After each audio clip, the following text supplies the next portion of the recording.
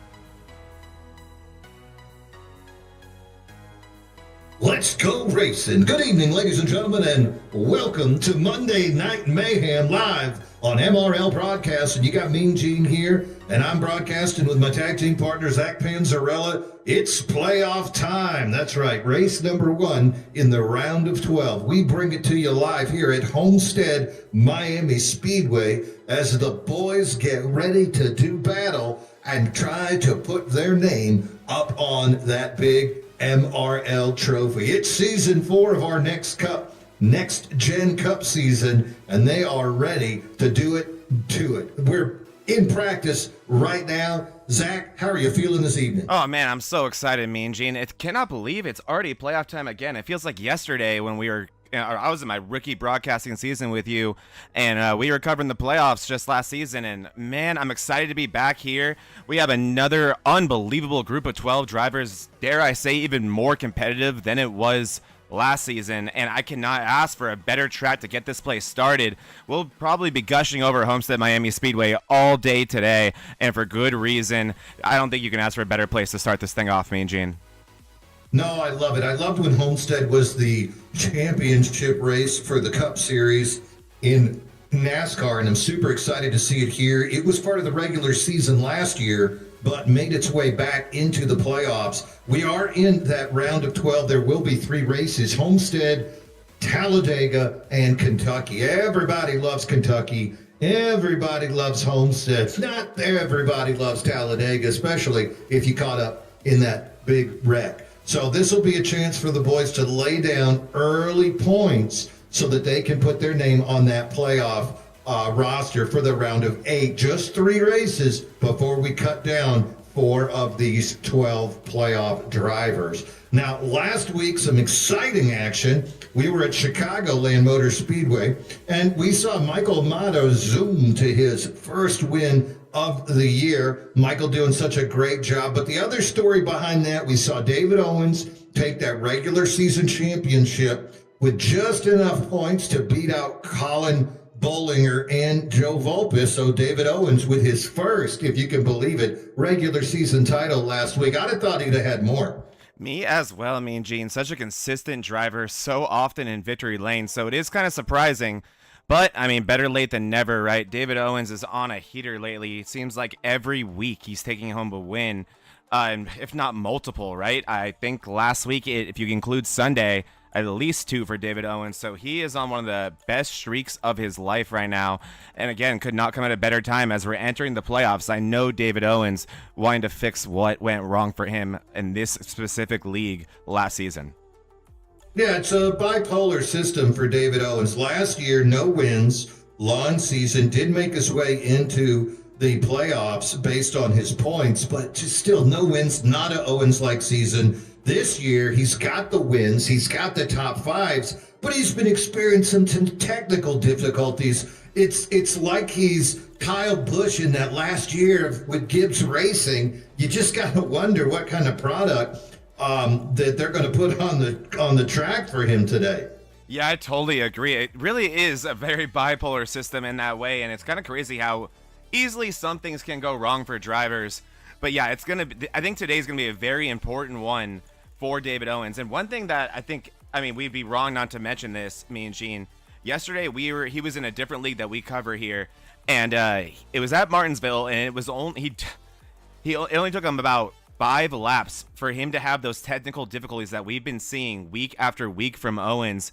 And it was a pretty dramatic situation for him, all the way up to the wall. Pretty decent sized hit. Luckily, it was Martinsville, so it didn't destroy the car, causing him to go a lap down.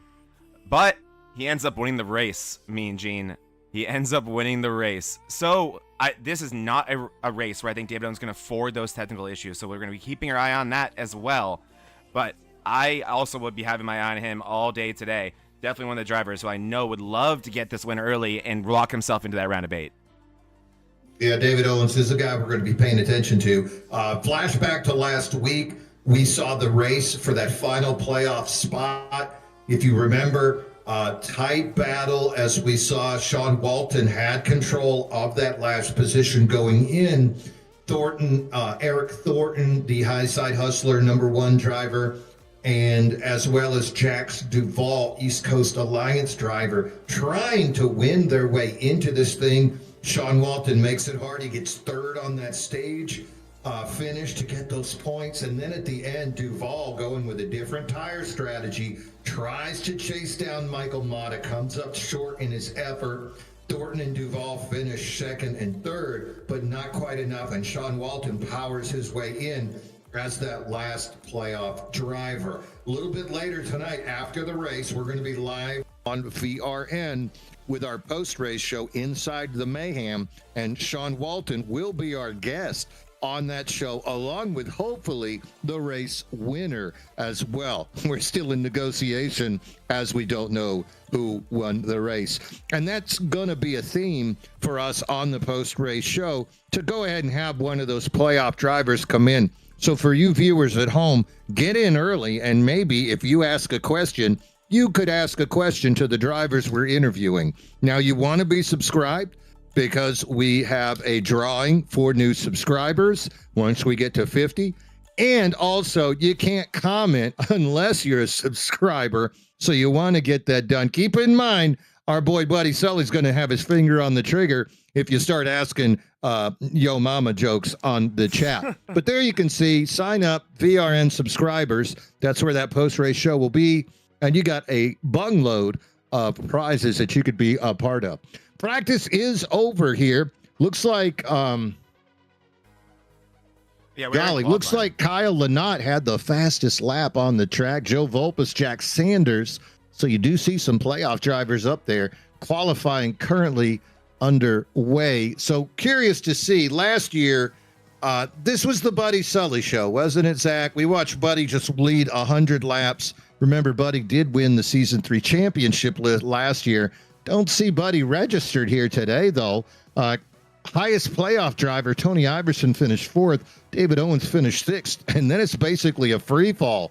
What playoff driver not named David Owens are you looking at here today? The guy I'm throwing on screen right there with the new and fresh paint, Tony Iverson. I know this is one that he's had circled as well. I know he's very, very excited to be here, me and Gene.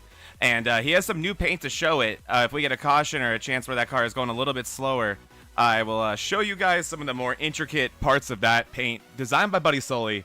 And I did just remember, Mean Gene, Buddy Sully is working today. So he actually will not be in the field today. So that's great news for the rest of the field. But, I mean, sad for us, as Buddy Sully loves this track as well. And I do think, Mean Gene, this place really does cater to specific driving styles.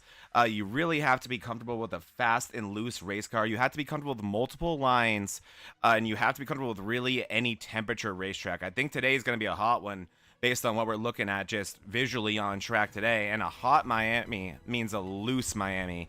So I'm very excited to see whose driving style complements that the best.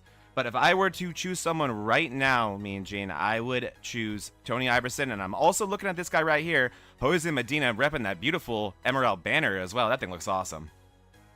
Yeah, Jose Medina getting faster and faster every week. Yet to see him come across in victory lane, but he's also putting laps down in that Sunday morning Next Gen series with our sister series, the Bonfire League. So Jose has a lot of time that he's starting to accumulate behind the wheel of the Next Gen car. I think it's only a matter of time till we see that guy score a victory. Speaking of scoring victories, there's Kyle Lynott right there, two-time BRL All-Star champion, would love to smack his name on a trophy, but he's going to have to get through this round of 12 before he can do that. Kyle's racking up wins in both series, though. There's Matt Novella as well. Matt Novella running that number 56 DDI car. Novella's another guy looking for that win. Always seems to be running up in the front. All these drivers capable of scoring that win if there's a little bit of foolishness up there. We've seen a few turn 3 and 4 bits of foolishness this season so far. We'll have to just see how this race ends up turning out, if it spreads out with the 22-car field or if it is a tight restart green-white checker. And look up at the top, the number 11 playoff driver, Season 2 champion, the Colonel, Jack Sanders, lays down a heater. Also the fastest, one of the fastest guys in practice. So got to feel good for the Colonel. Jack Sanders. Let's go. Let's go ahead and fire down this start order. Jack Sanders going to get the pole. David Owens, he's going to start in second on that front row as well. Joe Volpus comes up with the number 3 starting position. Here we go. Dylan Tibbetts going to start fourth, wearing that 44, but he's still new to the league. Going to be curious to see what happens to the first-year driver once he gets up into the field. Tibbetts going to start on the outside of the second row. Jared Kelly making his fourth appearance here today, going to start in the 5th position. Sean Walton, he is the final participant in the playoff field. He is starting 6th. Tony Iverson 7.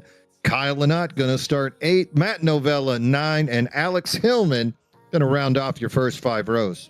In 11th place, another playoff driver, actually 2 playoff drivers in this row, and that is Jose Medina and Kevin Kyle.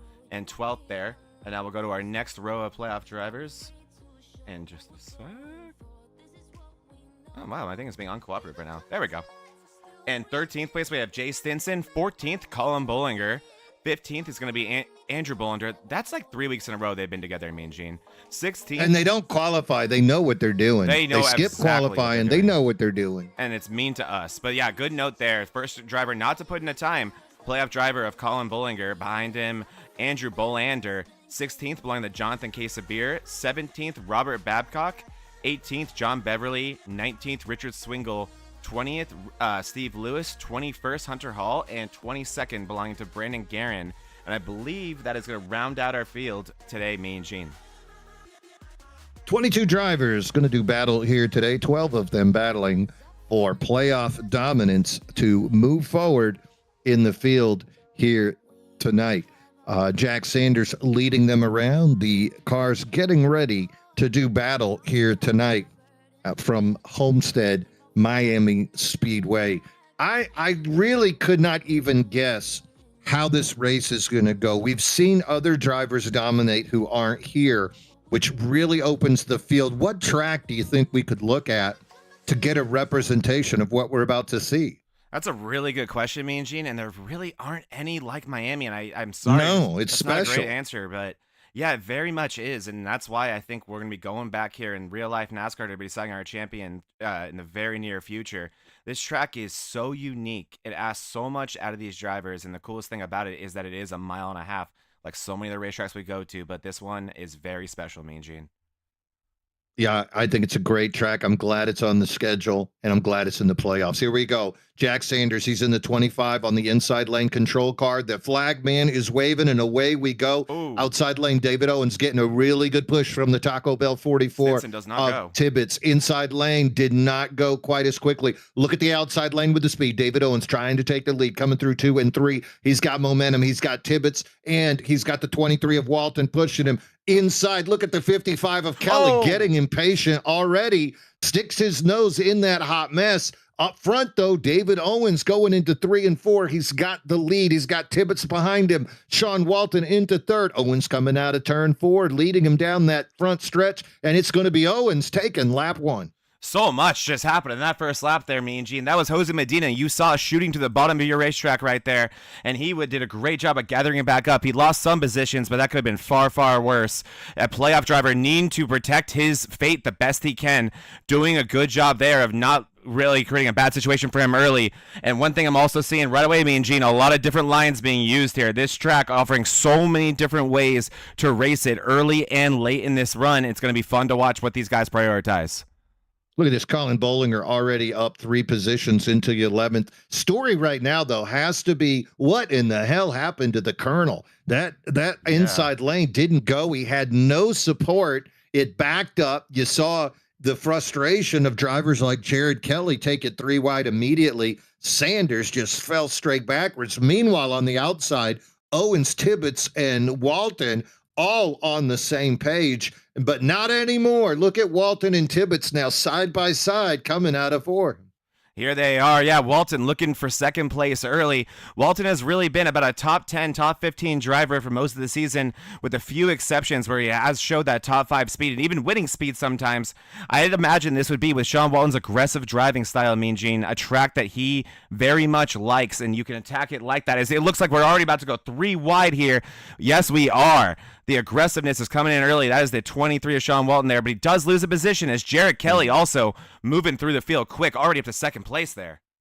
Now, is that the maturation of Sean Walton not going 3 wide there?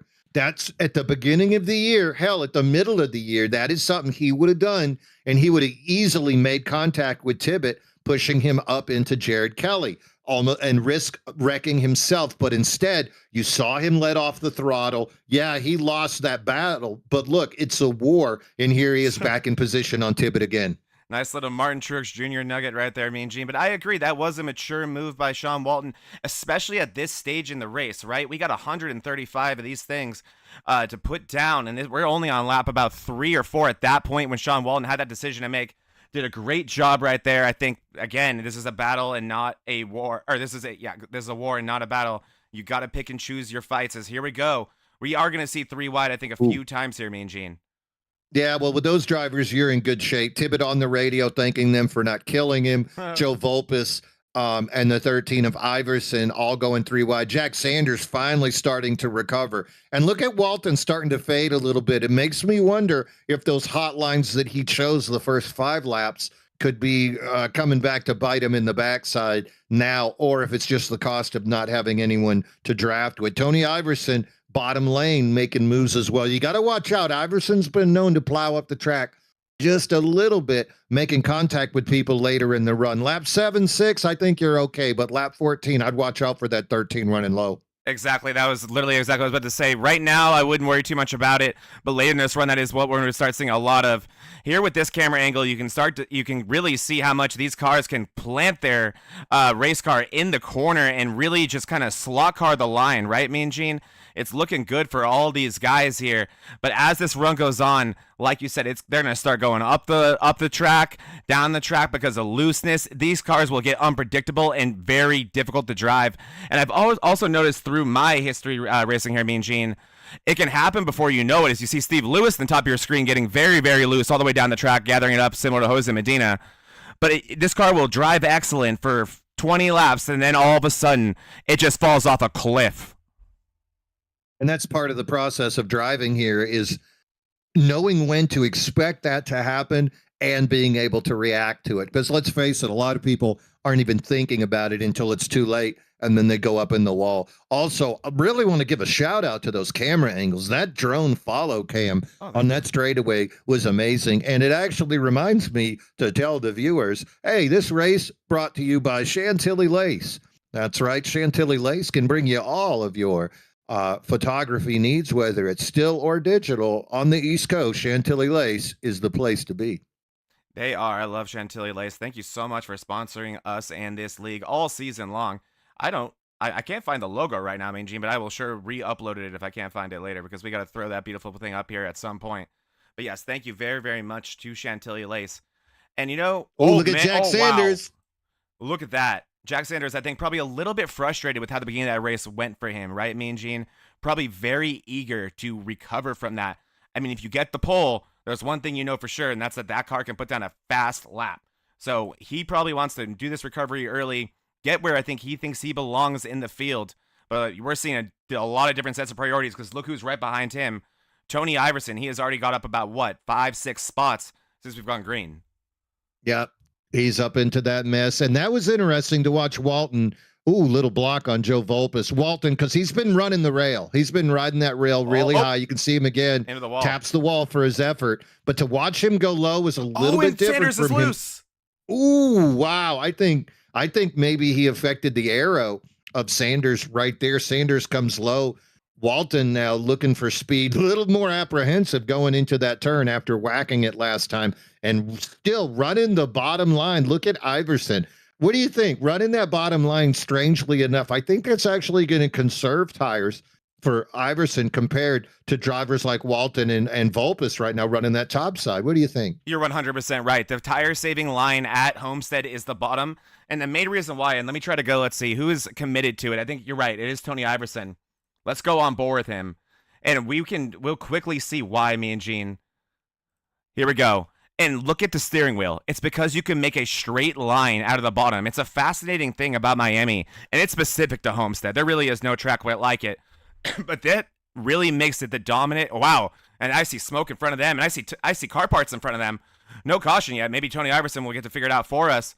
But look at that steering wheel, me and Gene. We're talking, 10%, 15%? Oh, look how loose he just got on exit there. That thing almost went around.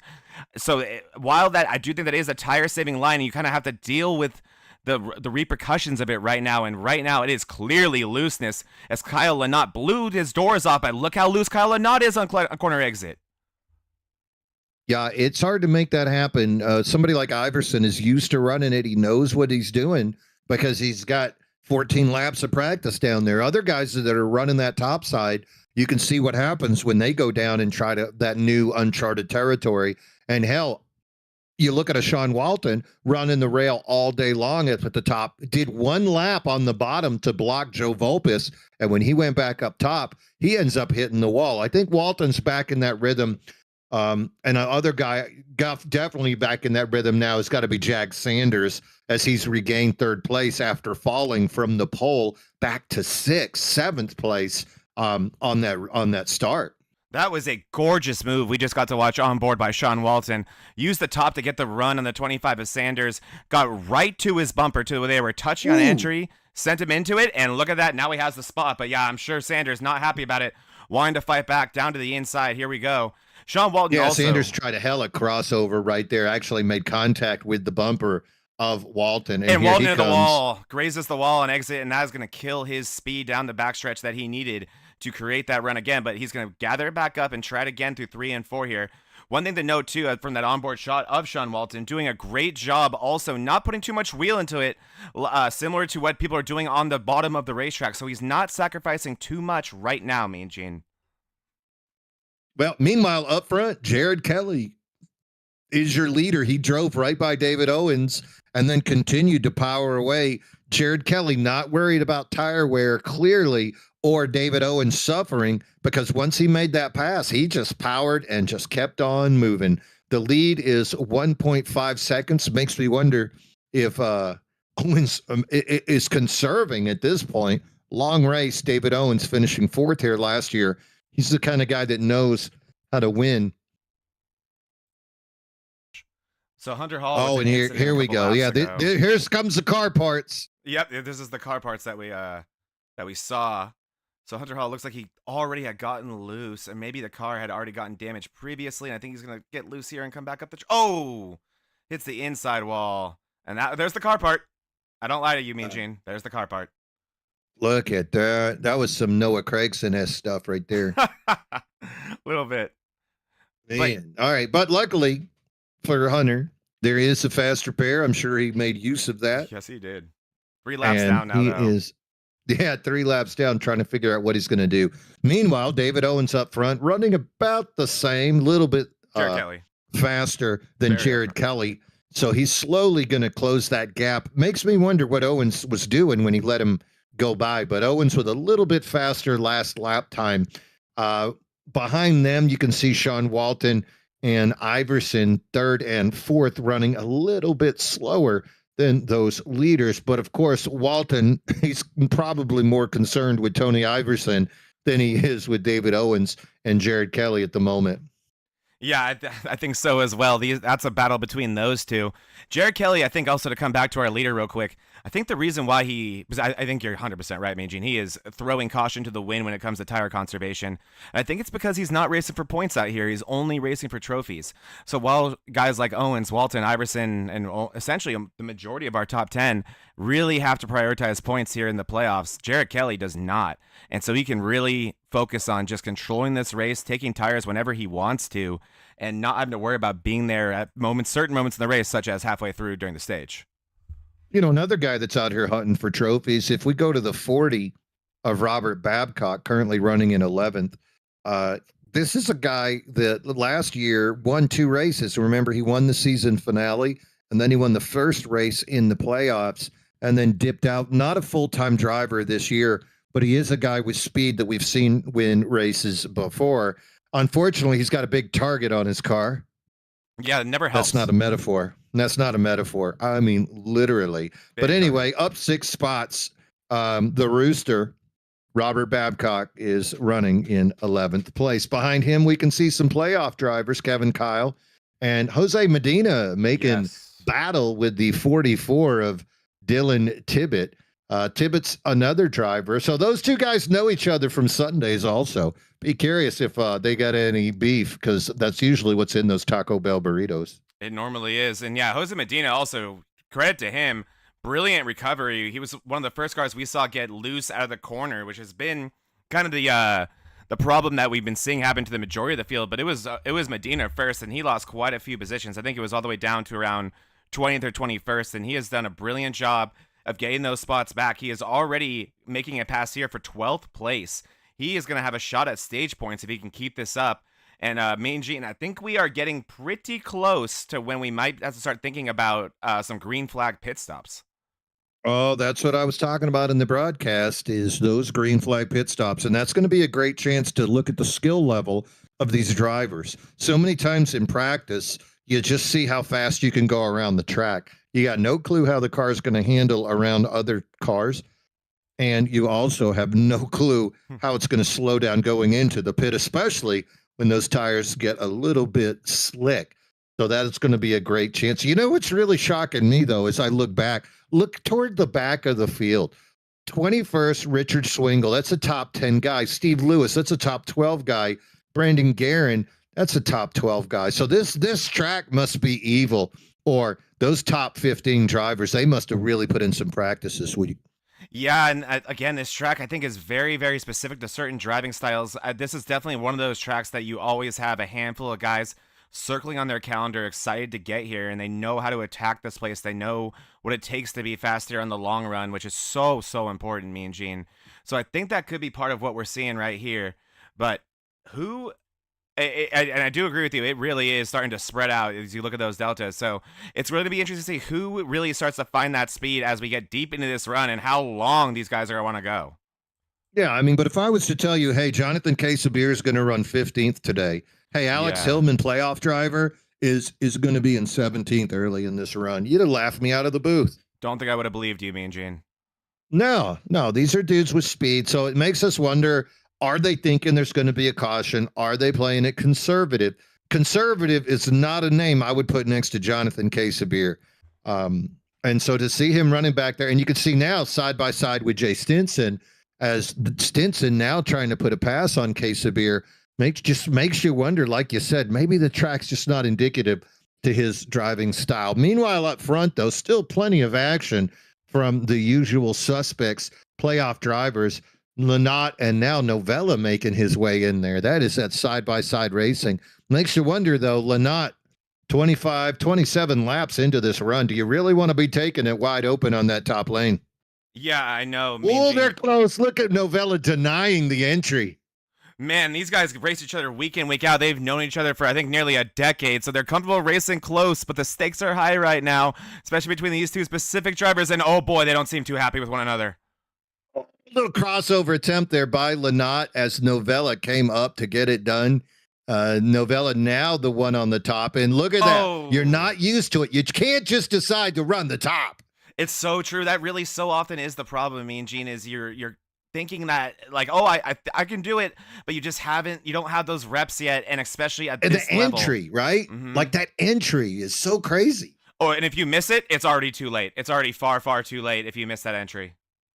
Look, if you're a top, know your role, stay on top. If you're a bottom, don't be thinking you can just suddenly start playing the top role. It's not in your DNA. You got to figure it out. It takes practice, boys. Yep, it's smart. And now look at Lynott. Now he's showing you how not to get it done on. I think both these boys are bottoms. They could be, and that is probably the problem. That just doesn't mix, Mean Gene. It's like oil and water. And we have our first leader in the pits. Yeah, I think at this point it could be tire wear as well, because Lynott was running so smooth on the top, did one rotation on the bottom line, and then when he went back up top, he whacks it. And you can see behind him the 40 of the Rooster coming into the picture now as well. Babcock forcing his way into the top 10, as we can see Vulpes and Kevin Kyle starting to fade a little bit. So there you saw it on screen as well. Jared Kelly taking 4 fresh tires. We'll see what that does to the rest of the field, Mean Gene, how much they want to follow his lead. Again, I think he's going to have a different set of priorities than the rest of these guys, racing for trophies only, not so much points, while the rest of really everybody racing him right now really has to prioritize points. So that's going to be fun to watch as this race goes on, and these guys are getting aggressive. I can understand wanting to take your tires now and just get out of this cluster. Well, somebody we can look at to see is Joe Vulpes. That guy was in the top 4, but now we've seen him fall back to 10th place. If anybody's having a problem with tires, it's Joe Vulpes. So I think he'll be a good metric for us as far as the strategy, especially for his Gulf Coast Racing East Coast Alliance buddy, as he's going to touch the wall as well. Those tires are getting rough. I think also one thing that was I forgot I was about to know before Kelly dove into the pits, that lead was down to about a half a second, Mean Gene.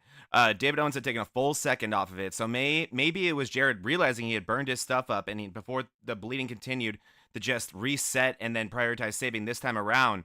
But speaking of saving, one guy that I think obviously is doing it the best right now is Tony Iverson, driven through the field and now looking at David Owens for the lead of this race. Yeah, Tony Iverson still making use of that bottom. You can see behind him the 8 of Andrew Bolander also using the bottom. So, yeah, there's been a couple of pit stops, but you got to be really looking at Bolander up 12 spots, Bollinger up 10 for them to force their way into 3rd and 4th. Iverson making use of that bottom. I think if anybody could push a long run, it's going to be Tony Iverson as he now takes over the lead from his number 11 teammate of the high side hustler, David Owens. So there you go. You can see the differing, varying driving styles. Iverson committed to the bottom lane, whereas Owens is just letting that car kind of go where it wants once he makes that entry. Behind him, the 8 of Bolander seems to be looking for low lanes. And there's Walton. That dude is going to run the high line no matter what, even if it leads him into the wall. Yeah, like it just did. If there was a stripe counter on this one, me and Gene, we'd be far surpassed what they got at Darlington in real life yesterday. These guys are using that wall up, and I guess that's kind of the name of the game. So every now and then when you're running the top, you have to be willing to do it, and some hits are obviously far worse than others.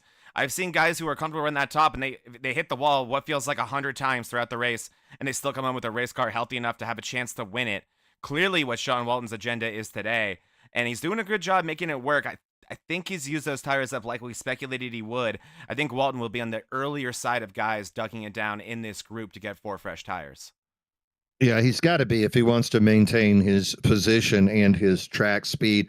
Meanwhile, speaking of position and track speed, Jared Kelly, he's about to close the gap. He just passed Matt Novella, and he's coming up on that final group of 5. That group of 5, Iverson, Owens, Bollinger, and Sean Walton, all very close to each other. So they've got to think about making a pit stop before Jared Kelly just passes them. Now, let me ask you this, though. You talked about Jared Kelly. He needs to think about preserving his tires. You're kind of an expert on this process, Zach. You've led races. You've shown a lot of speed, burned your tires, came up.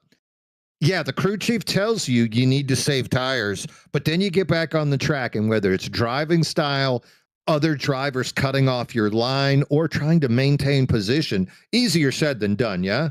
Oh, it's probably the hardest thing about becoming a truly race-winning fast driver. I've been talking about the past couple of weeks, but we've been coaching and training a few guys in our team that are very new to iRacing, and they hit me up the other day very excited about as you see Kevin Kyle get together with the 40 at Babcock right there. Just Babcock came to the wall getting a little bit checked up and creating a moment there, but they're doing a good job of navigating it.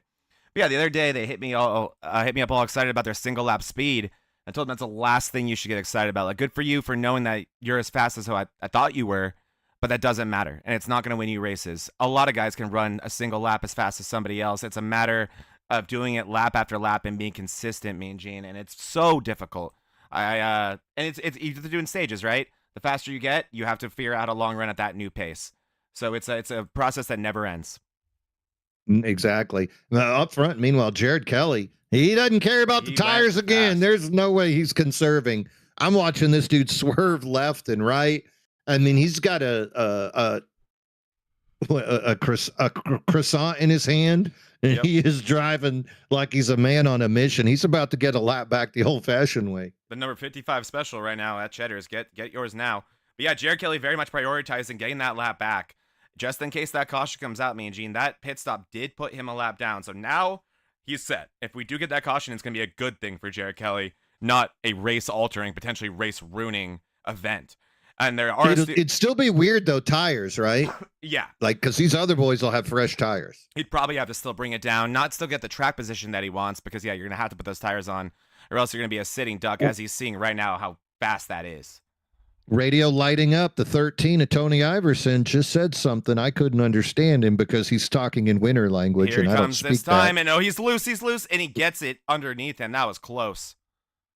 Ooh, so Tony Iverson, race leader, going to bring it down. And that, I think, is where we're going to see people start to follow. Tony Iverson was riding that bottom line. You have to think he was saving tires with the little amount of movement that he had on that steering wheel.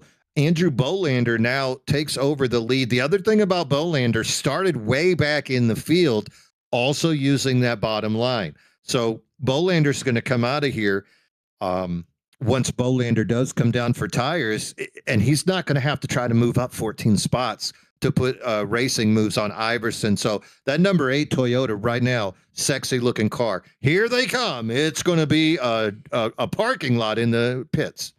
Yeah, that you speculated perfectly right there, Mean Gene. I agree that I was going to set it off once Tony Iverson got in there. But this has been a perfect situation, a perfect first run for Bolander and Bollinger. As you see right now, as he gets to the bottom of David Owens, I believe he'll take second place away from Owens here.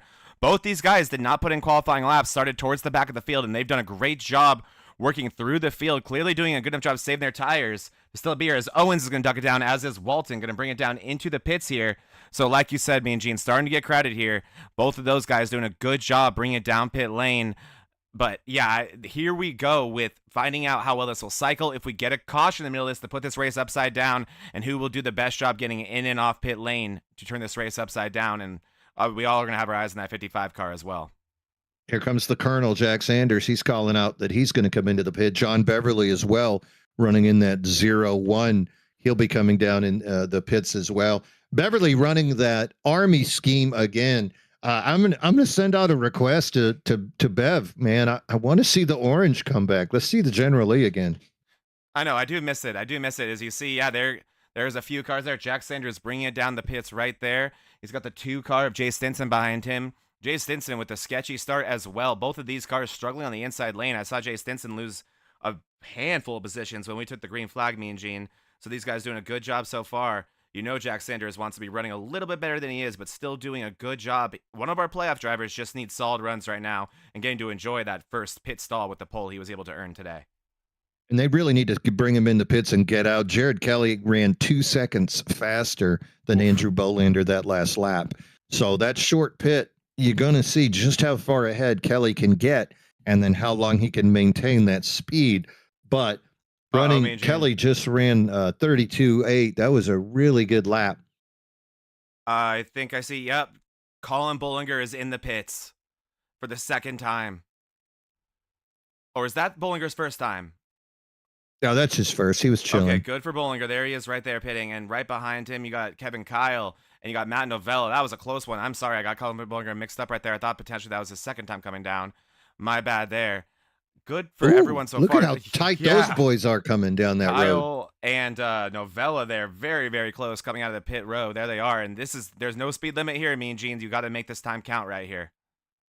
Yeah, definitely want to be up to as much, as high of a speed as you can coming off there, especially trying to get back into the rotation. And as we imagined, race leader is going to be Jared Kelly, and he's going to have a heck of a lead, I think, on these other boys. Yeah, look at that. Tony Iverson being shown in second place.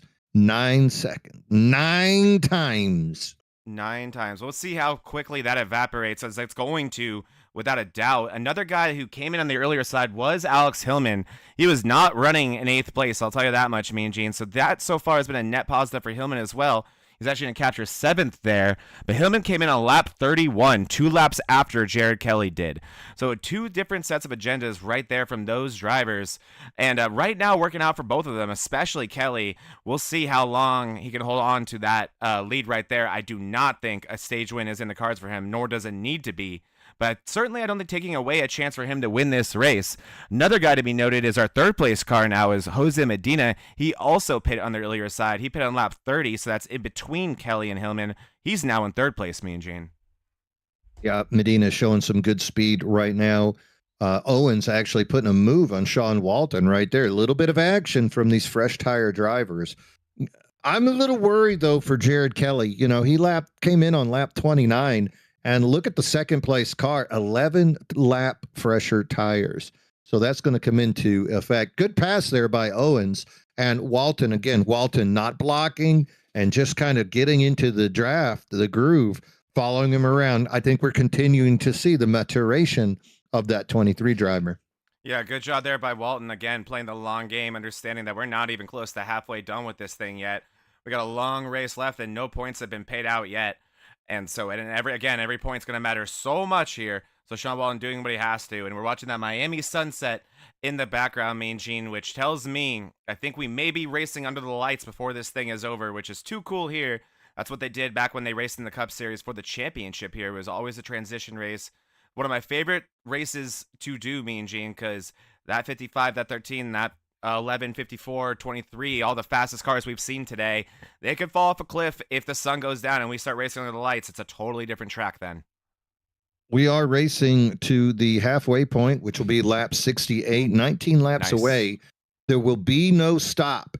You will continue to drive through there. Not gonna have any kind of break in this action. So hopefully we'll see this green flag racing continue.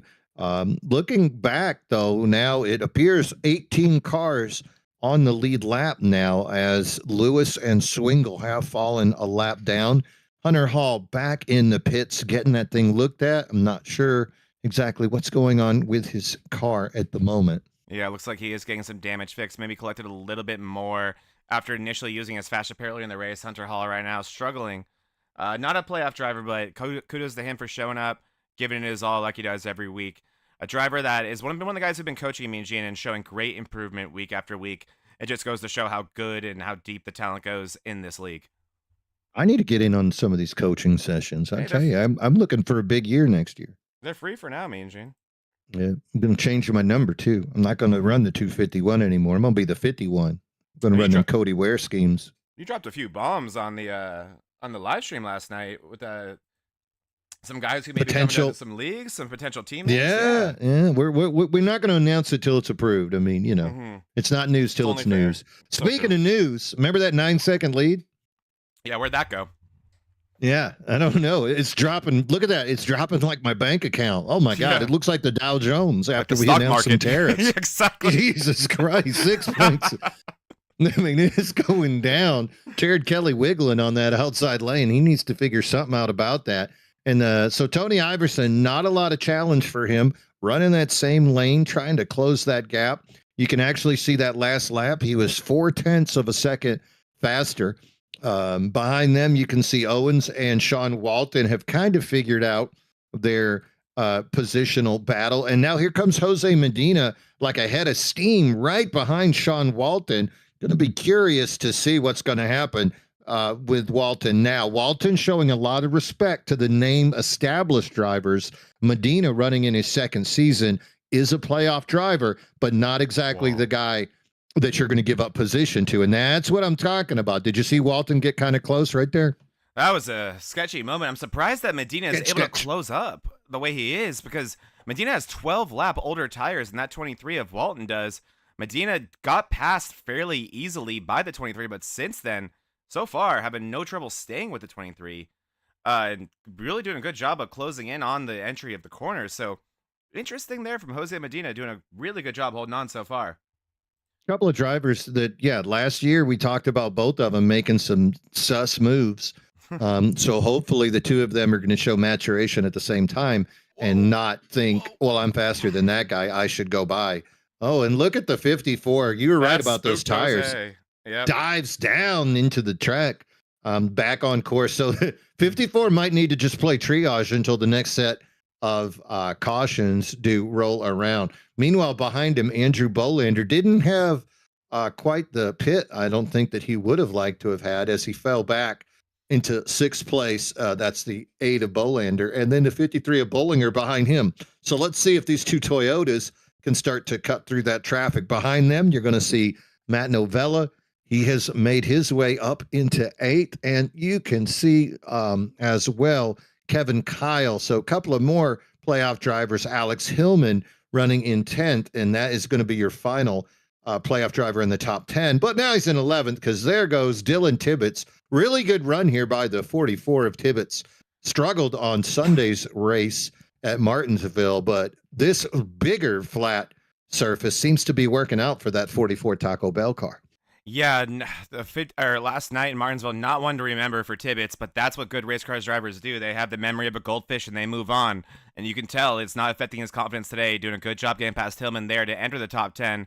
Hillman, so far, I think the driver struggling the most on these older tires. It's him, Medina, and Jared Kelly, who are on the older sets of tires. And I'll tell you what's going on with Bolander. Whether or not it was a great entry, that is also the price of one extra lap. I mean, Gene, he has the freshest tires in the field by one lap, and that's what that 1 second being off the pace will do for you. And you also saw Medina get so spooked by Steve Lewis right there in the 88 getting lapped. And coming up the track in front of Walton, and Medina almost losing it there and not having the tires that he needs to continue on with the speed that he wanted. And there he is right there, falling back to 7th, maybe 8th here. Jose Medina just trying to hold on, like you said, me and Gene, until he can get that next set of tires. And that lead, speaking of the next set of tires and someone looking forward to getting them, is down to below 3.5 seconds, and he can see them now. You know what you got to hate for Medina right there is he's struggling around 2-lap drivers, Lewis in the 88 and Swingle in the 97.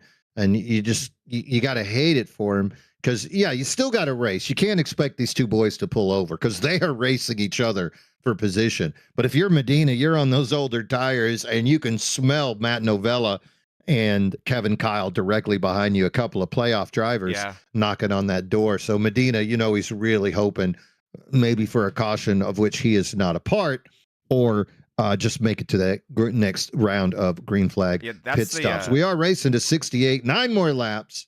That's the race for the lucky dog, me and Gene. Oh my goodness, Kevin Kyle. But that's the race for the lucky dog. That's why those guys are racing each other so hard. Good call there, but God, Kevin Kyle, that was a nuts move to the bottom. He shot down about 5 lanes in an instant, and he's making it work, and Medina lets him go. Look at him get the pass. It looked like Medina wanted to pit there, but he didn't. It has been 30 laps. Novella going to go too. I mean, It's too early. He's probably screaming with his crew chief right now about when to bring it in, but now not the time. Or it is, because he pitted on lap 30. This is and now here we are on longer. lap 60. Exactly. This is now longer than the first set. So if it did that first set, if he did pit so early because he was sick of the situation he was in terms of his tires, then it's not going to be much better now, right? How about Jared Kelly? You think he can hold on for 18 more laps to get on the same tire strategy as Iverson? That leads down to 1.8. And again, dropping like the Dow. Again, yeah, dropping at this very similar rate down to the points. Look at that shot of that gorgeous lake behind Homestead. Just such a beautiful track. But so close there is Tony Iverson. But one thing I will say that Kelly is doing a good job of, while he is losing time to the 3rd, 4th, and 5th place cars of Owens, Walton, and Bolander, it's not quite anywhere near as significant as it is that 13. So if the goal is to try to get himself more even with these guys, I don't think he has enough fuel to make it entirely even, Mean Gene, but more even to where if we do have to when he has to do that 3rd stop, he could potentially get it even. I don't think he'll fall that far back. I think he could potentially stay in the top 6 or 7 here. Well, and also something we don't hope it comes up, but if it does, Jared Kelly, best single lap time. So if there's a green white caution and he's got a set of tires, I think he's as fast as anybody else. He could rip the top. He can also hug the bottom to block. But right now, green flag racing, 363 laps, and Tony Iverson has been the guy showing, use that bottom lane, save your tires, and you'll be there at the end. That lead is now half a second. It is getting close, and Iverson desperately needs those playoff points, Mean Gene. Those are going to mean a ton to Tony Iverson. As you can see, Iverson, again, using the bottom brilliantly, doing such a good job of that since the drop of the green flag. That's been his go-to here, and that's typically what you'll see in terms of the guys that can really control the races here and win them, is guys who are comfortable at the bottom, because honestly, Mean Gene, if you can win a race here, you better know how to run the top. So I guarantee you Tony Iverson is not nervous to run the top. But the difference is being that good in the bottom, as Tony Iverson is going to complete the pass there on Jared. Nearly complete it. He's pinching him. More set. He is. Jared Kelly doesn't want to give it up easy. Tony Iverson has 3 laps to his disposal here to complete this pass and take home a stage win, which would be huge for the rest of this race and the rest of this round of 12. All right, so look, what we've seen is we saw a car chase down another car and finally take the lead. So the question is, we go to the closest thing Jared Kelly has to a teammate. That would be Kevin Kyle. Is Kevin Kyle about to wreck the Tony the Tiger car and get a reset? I'm a Kyle Larson fan. I'm the wrong guy to ask that question to, Mean Gene. Well, don't pump the brakes in front of the 23. That's all I got to say. Yeah. Tyler Reddick, maybe don't hit the wall when you're getting passed. Yeah. So speaking of the 23, Sean Walton moves his way. He is in 3rd, but look at the 8 using that bottom line.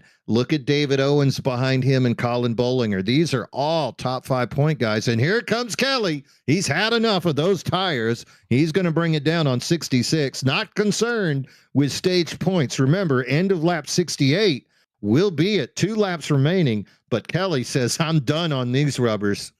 What a wrap at the top by David Owens right there. But yeah, Kelly, not concerned with points in this race, taking the tires while he can, knowing these guys are likely going to pit pretty soon and he can inherit that lead back. So I don't blame Kelly one bit. And Bolander, that's who I have my eye on now, Mean Gene. Freshest tires in the field. Even though it is 1 lap, we saw how much that can matter towards the end of a run. But right there, getting passed by Owens. David Owens is doing so well on the top. But he's also, Mean Gene, he's only using it when he needs to. He's not using it now. Hey, I check it out. We got a little guest right now. Jared, what's up with those tires, brah? No, it was just a good time. Just using this as a practice session. So I'm going to bed after this. I just wanted to stop in and hang out for a little bit. But yeah, they were getting a little worn out there. We let Tony catch up to us just a bit, but that was fun. Just a little experimenting, seeing what we can do for Sunday. Oh, so you hear it right there. Jared Kelly's team doesn't have enough money to put on another set of tires. They're the I didn't say that. They're Rick Ware Racing. Calling it a day. Meanwhile, up front, congratulations, Tony Iverson. He is going to take that stage. And late pass, but it looked like Sean Walton actually held on for second for the stage points. David Owens 3rd, Bolander 4th, Bollinger 5th, Kyle 6th, Novella 7, Tibbetts not a playoff driver 8, Medina 9, Babcock, not a playoff driver in 10th. And look at Walton and here we go. Owens now reintroducing themselves. Oh, man, here we go, Mean Gene. That is not what you want to do. Both these guys on older tires running that high lane. And now Owens again in the wall. Huge He is block by not Walton. happy. Walton comes up in front of him. Oh, what I can imagine, David Owens is going to have a little something special to say. Also, this end, Kyle Lynott has parked it. The 988 playoff driver, that must be an internet issue. He's deep in this thing and was having a good day. Loves this track. Not having a good day anymore. And he needs this. Not only does he doesn't love this track, but he's good here. I'll tell you that much, Mean Gene. But he needs this practice. He's going to be here racing for a BRL championship on Sunday. This was a big race, I think, for Lynott just to get the reps in. Oh, that's heartbreaking for that 988. Yeah, not in Discord either. So that makes me think something. Damn. Yeah, something with the internet. Cannot be happy. Tough break for the 988.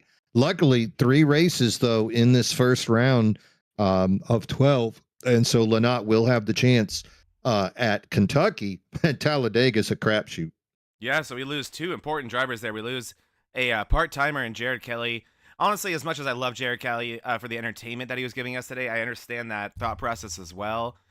This is a playoff race. These points mean so much more to these guys than they do to Jared Kelly. Doesn't give him a right not to race him, but also I'm sure the rest of the field very appreciative of a guy who definitely could have won this thing. Parking it hey, right don't there. bank account shame him just because he can't afford the gas. That's also true. That's not and right the tires. We can get canceled for that. He's doing the best he can with what he's got. With what he has. Meanwhile, the best he can. The 11 and the 23 continuing to do battle. This is hella. Oh, I'm loving it, Mean Gene. Let's get more of it. This is nuts. These two had a history early on. Then they kissed and made up, and now they're back at it again. Meanwhile, pits are coming into effect. Looks like Jose Medina currently in the pits, and I do hear the radio lighting up. Zach, sounds like more guys coming down soon. Yeah, I'm not surprised to see Medina. I'd expect Hillman to be someone who comes down soon if he hasn't already. One thing to note there, Mean Gene, Sean Walton is getting in David Owens' head right now. Owens is driving too deep into these corners. He has almost hit the wall 2 or 3 times since their first incident. He wants to pass Sean Walton more than he wants second place right now, if that makes sense to you. He just doesn't want that car in front of him. Well, and Walton, I think, took it at the end of the stage as well. So Walton trying to just hold his position because right behind him, you can see the other playoff drivers, Bollinger and Bolander. A little bit further back, you can see Kevin Kyle, Novella. So top 7, bunch of playoff drivers. So these guys really battling for it. Behind them, Jack Sanders and Joe Volpes close to each other, but those would be the 8th and 9th playoff point drivers back in 11th and 12th. But up front, again, you just got to wonder. And if I'm Colin Bollinger behind the 11 of Owens, I'm just going to ride out this pit cycle. Look at Owens on that wall. I hope he greased that thing. Jeez, Mean Gene. Owens needs to take a deep breath right now. He is driving frustrated. He's driving angry. He needs to take a deep breath. He has hit the wall every other lap. And when he's not on the wall, he's on the bottom, giving it far too much throttle, being loose, drifting up the track, checking up an exit, just doing all the things that show a driver being greedy and being impatient. Unlike the David Owens that we know and have seen be so dominant, needs to chill right now as another deep send to the top. I'd be surprised if he make this one stick, Mean Gene, and he can't. David Owens into the wall again. You could read that one like a book, could you not? Well, you know, David Owens, always a friend of the broadcast, willing to come in the booth all the time. You think now would be a good time to just pull him in? I can't think of a better time than right now, 40 laps into a run. Hey, buddy. Yeah. Hey, buddy. Not your buddy, pal. Not your pal, not friend. Not your friend, buddy. It would be on. And here comes Kevin Kyle into the picture. Speaking of I'm not your buddy, pal, Kevin Kyle now chasing down Owens. I'm worried. I'm literally worried for anybody. Owens riding that wall, and then he comes down unpredictably, and you got to wonder. Here's Novella. He'll pinch a zit whether you want him to or not. Kevin Kyle does manage to squeeze in between those two. Look at Kyle get way off the throttle to go down on that apron. Meanwhile, up top, the 11 and the 56 riding that lane, not worried. That was a really good one. Oh, and Kyle gets loose. Recovers. Very loose. That's scary. It's time. It's pit stop time. I can't believe it's gone this long, Mean Gene. I think we did miss somebody who did pit. It was Tony Iverson. Here he is, putting on 4 fresh ones, our leader. So Sean Walton inheriting the lead of the race, getting that bonus point for leading a lap. But that is our first to go, and I think this will be an avalanche now, Mean Gene. Yeah, and you figure, especially these guys all pitted around, what, 40, 41, 42? We're on lap 79, so I bet they're going to ride it out a couple of more laps. That'll get them to about 81, 82, and then that's going to leave 50-something. So you're still going to have to come in another time after this. The question is, do you just try to split it? If so, you could have come in a little earlier, right? Yeah, I think I think they've seen that if you take, no matter where you are, if you're leading, if you take those tires like everyone's going to, you're going to go a lap down. So a missed time caution can absolutely ruin your race. Tony Iverson a lap down right now, re-entering the track. So that's the only thing that I think a lot of people not wanting to be the first to bite. I'm surprised that we waited 1 lap there without everyone else seeing Iverson do that and wanting to come down. Because I'd agree with you, Mean Gene. We're at that point where we can split this thing. Why not? Kevin Kyle just bumped into Owens hard, both of them on the high side of the track. Here we are. Very nerve-wracking. Iverson, fresh tires, goes underneath. Here comes Owens, going to bring it down. He was a punching bag there at the end. I think he threw caution out the wind in his battle with Sean Walton. If you're Sean Walton, you got to be very pleased with what just happened. You rattled the godfather of the league. You ended up running up front all day. You got second at the end of the stage. Now you're the leader, getting points for leading laps. If he can just get this thing into the pit without too much issue, get brand new tires on this thing, I think it's a successful halfway point for the 23. Not to mention, he just did a fantastic job holding off the 53 of Bollinger to the point where now Bollinger loses second place to Bolander. Bolander inheriting second there. As you see Tony Iverson so quickly working his way through the field with those fresh tires.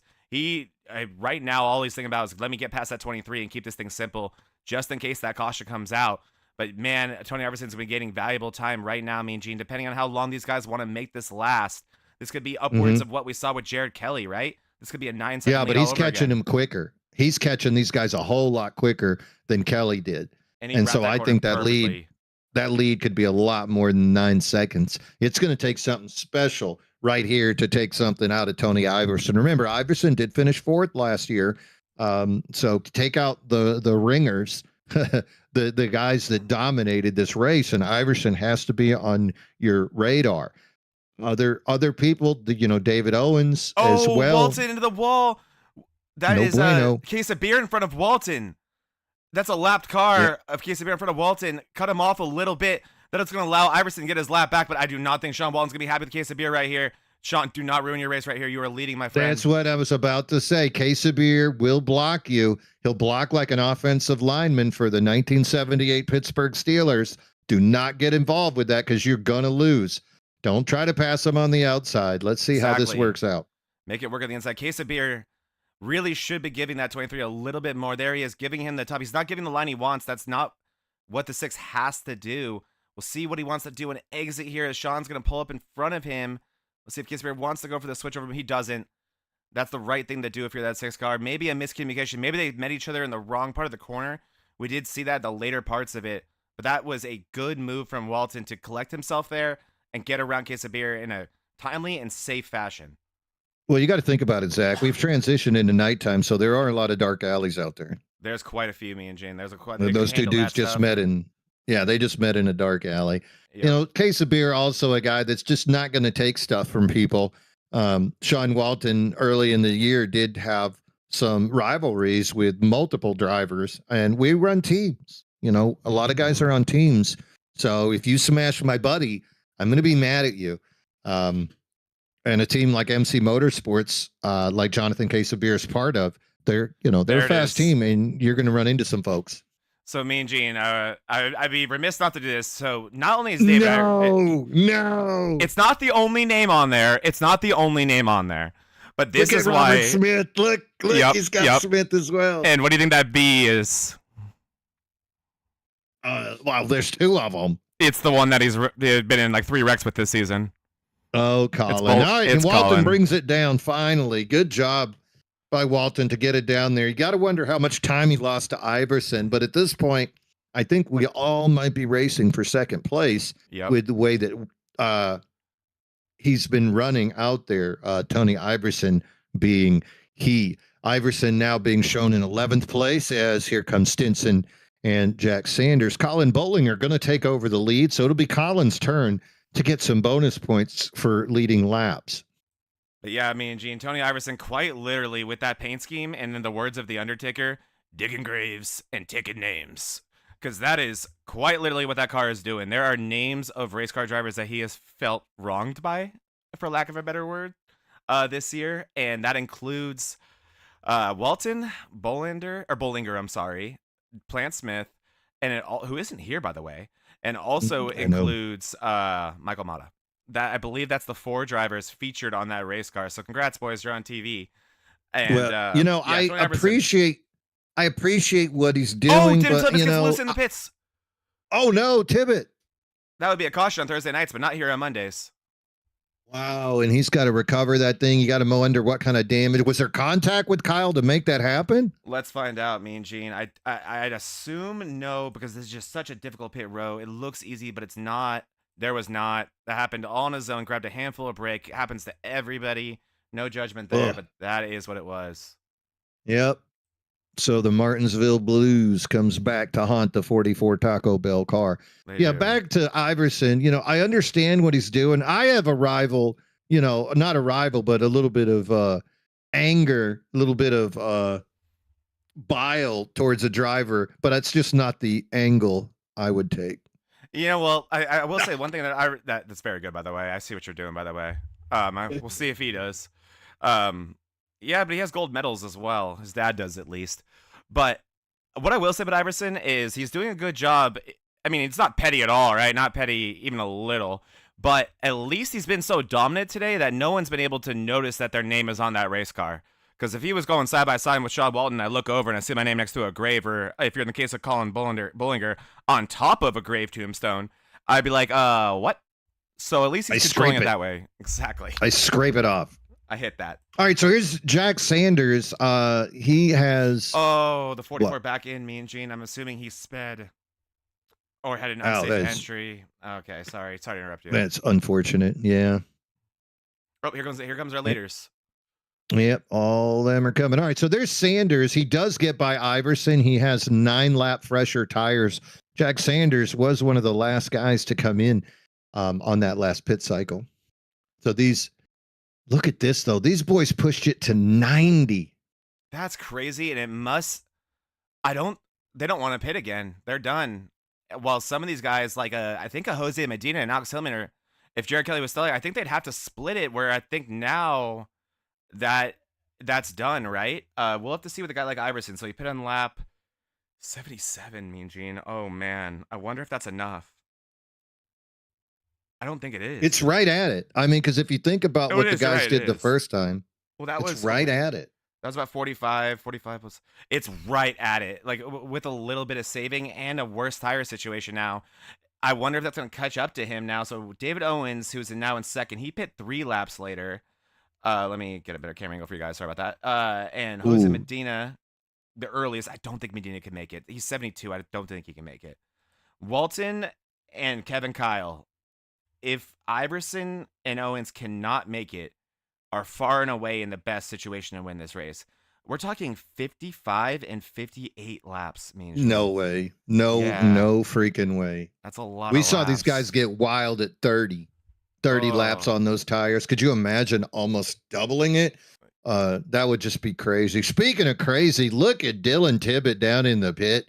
That man has had enough. He's out of the car. He threw his helmet at the thing. He kicked it. He's definitely pointing at the car. I think it was the car's fault. Spin. Yeah, that spin he had in the pit, something was going on with the front end of that car. Great run by Dylan, but the team budget just ran out.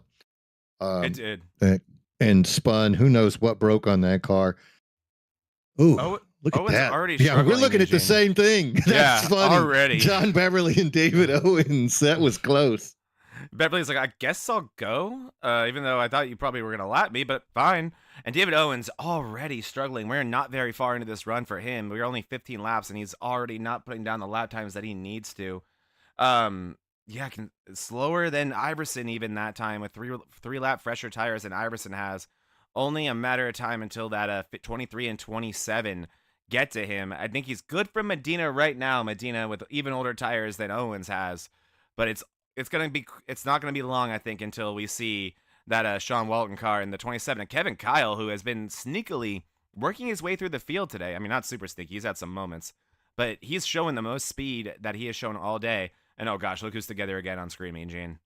Yeah, Now, and I was now the about to tables are say, turned. Case of Beer has had a couple of calls with the 23, but also with the 27. Yes, he has. Case So of Beer needs hey, to be careful you here. want to follow these guys and crank it up? Yeah, let's do it, Mean Gene. Let's make some noise.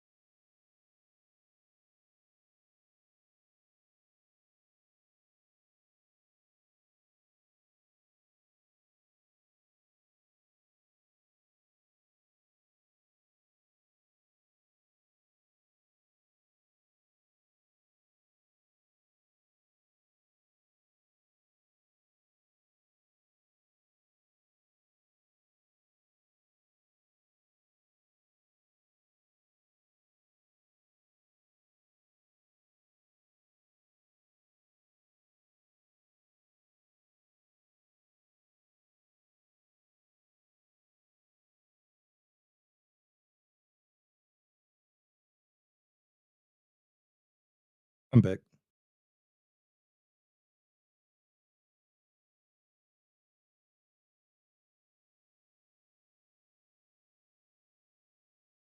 Mm-mm.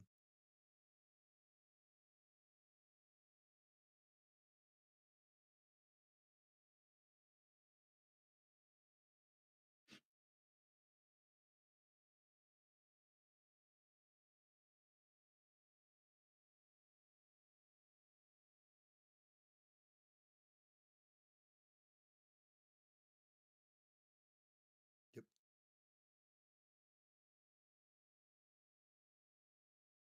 Tell you what, these boys are laying down some burners right now. Tony Iverson continues to have that 9.3-second lead over David Owens. Owens with 0.2 of a second faster lap that time, but I mean, there's just not that many laps for him to catch up at this point. Right now, though, Iverson stuck in a little side-by-side situation with Steve Lewis. Louis out there running his Air Jordan paint scheme. That was a little bit precarious. Looks like Iverson finally going to get by him. Lewis would love to get back on a lap, but not sure he's going to get it from Tony Iverson. Woo.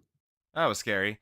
And also what this is, Mean Gene, what a wonderful day for Team Highside Racing. We have not paid enough attention to this all season, and thank you for bringing this up before the race, but let's take a look real quick at our team standings, and I'll try to get these. Oh, wow. Look at that lead. Look at that lead. There we go. So where we can see it there on our left side, we still see some racing. That is a big lead, and the Highside Hustlers, that's a team composed of Buddy Sully, Tony Iverson, David Owens, and Bryson Dodson, correct? Or is it David Brenner? Eric Thornton. Eric Thornton, my bad. Oh my gosh. But not someone we've seen very much of this year is Eric Thornton. But the two drivers of Iverson and Owens have done a great job carrying that team. And then behind them, not far behind, is East Coast Alliance with 307, which that can be made up. I think in about a race or two, Mean Gene, if there are two bad races, which so far does not look like tonight for that team. No, 1 and 2. No, the Highside Hustlers are in full effect. They really are. And a lot of great teams, though, putting down a great season. It's just a matter of, we called this on race 1, did we not, about how dominant we thought this Highside Hustlers team was going to be? Yeah, made for the playoffs, and here it is. Yeah, they're just out here killing it. And then we can take a quick look, Mean Gene, at who's in the playoffs today, just to remind ourselves of the situation coming in here today. David Owens collecting the most playoff points as the regular season champion and getting that bonus with it. Unsurprisingly, the only other guy with 2 wins of the season, Colin Bollinger, was 5 points behind him coming in. And then Tony Iverson, we said he needed a good run today, and he's getting that. A win would lock him in, but he could really use those points as well. Yeah, he needs to do that. Look at Kevin Kyle, Joe Volpus. Volpus is right now a lap down. Finally gets back on the lead lap, sneaks on by Tony Iverson there. Medina, Bolander, Daniel Smith also missing today's race. So Smith missing the race, that is going to hurt him. Oh, it's going to hurt him bad, Mean Gene, and it's going to be hard to recover from that, even with the 3-race playoffs. I'll keep that on the bottom right, make it a little bit smaller so it's not taking up all of our screen. So you guys can refer to that if you'd like. But yeah, I agree. And Joe Volpus, a model of consistency this year, just so consistent if you look at that and why he's in a good situation. Then beyond that, another thing that stuck out to me and Gene, is Colin Bollinger. 7 top 5s, which is incredible, but also 7 top 10s. So he has never finished outside the top 5 when he gets himself a top 10. Yeah, he always seems to be there at the end of the race in one of those top positions. There have been a couple of wreck incidents in 3 and 4 that he did avoid.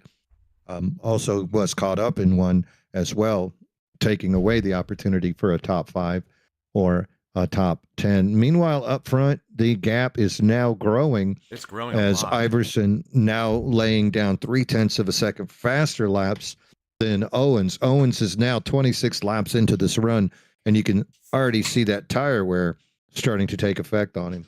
I think Tony Iverson is what I start to call like the accepting your fate run for the rest of the field, because David Owens has 3-lap fresher tires, which that's been considerable today, Mean Gene. That should be notable. There is no reason on earth, besides just getting mollywopped by your teammate, that you should be losing time to somebody at this racetrack specifically with that fresher of tires. But it doesn't matter for that 13 car.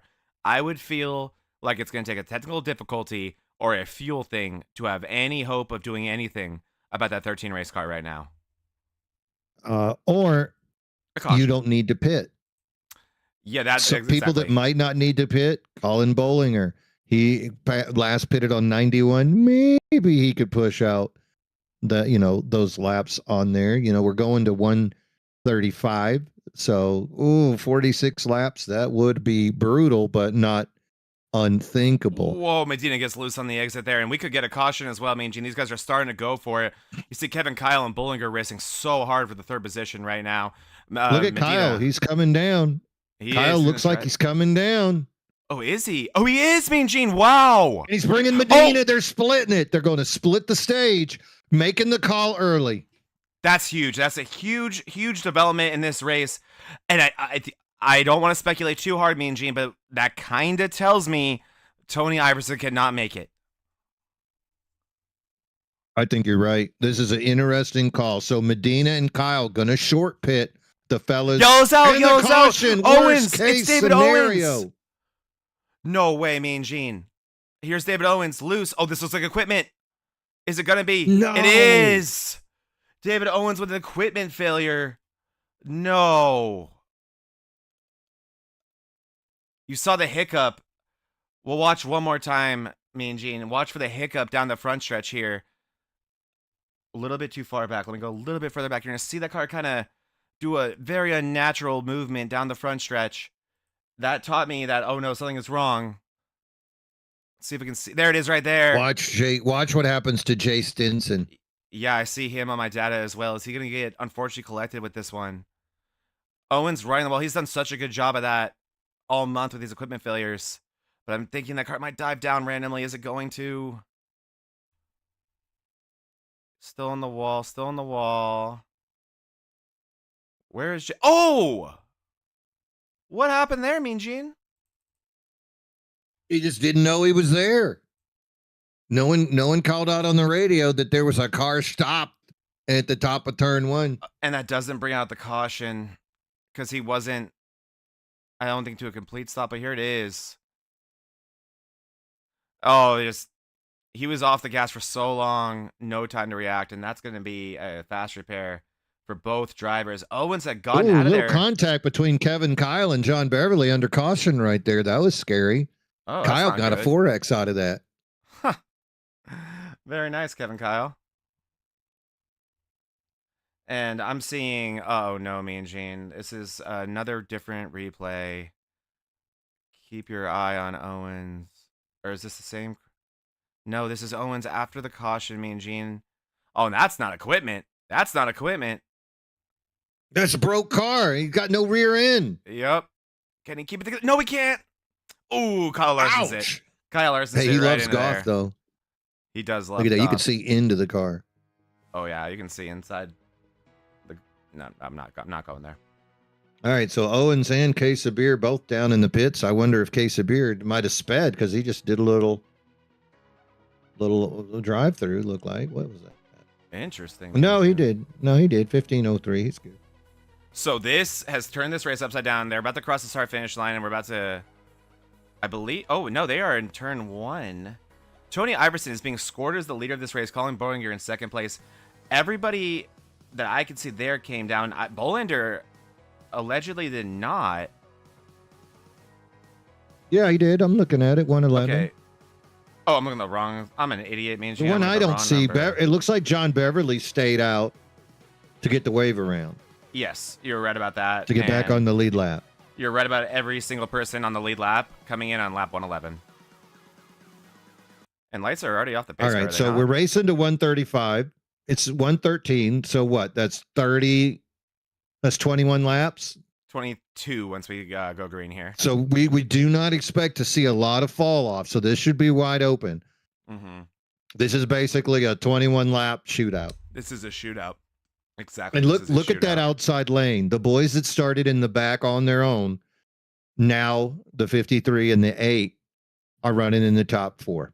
Only 15 cars. Let's keep an eye on that 56 also. Here we go. Tony Iverson, your control car, and away he goes. He's on the inside lane. He is in that Gravedigger car.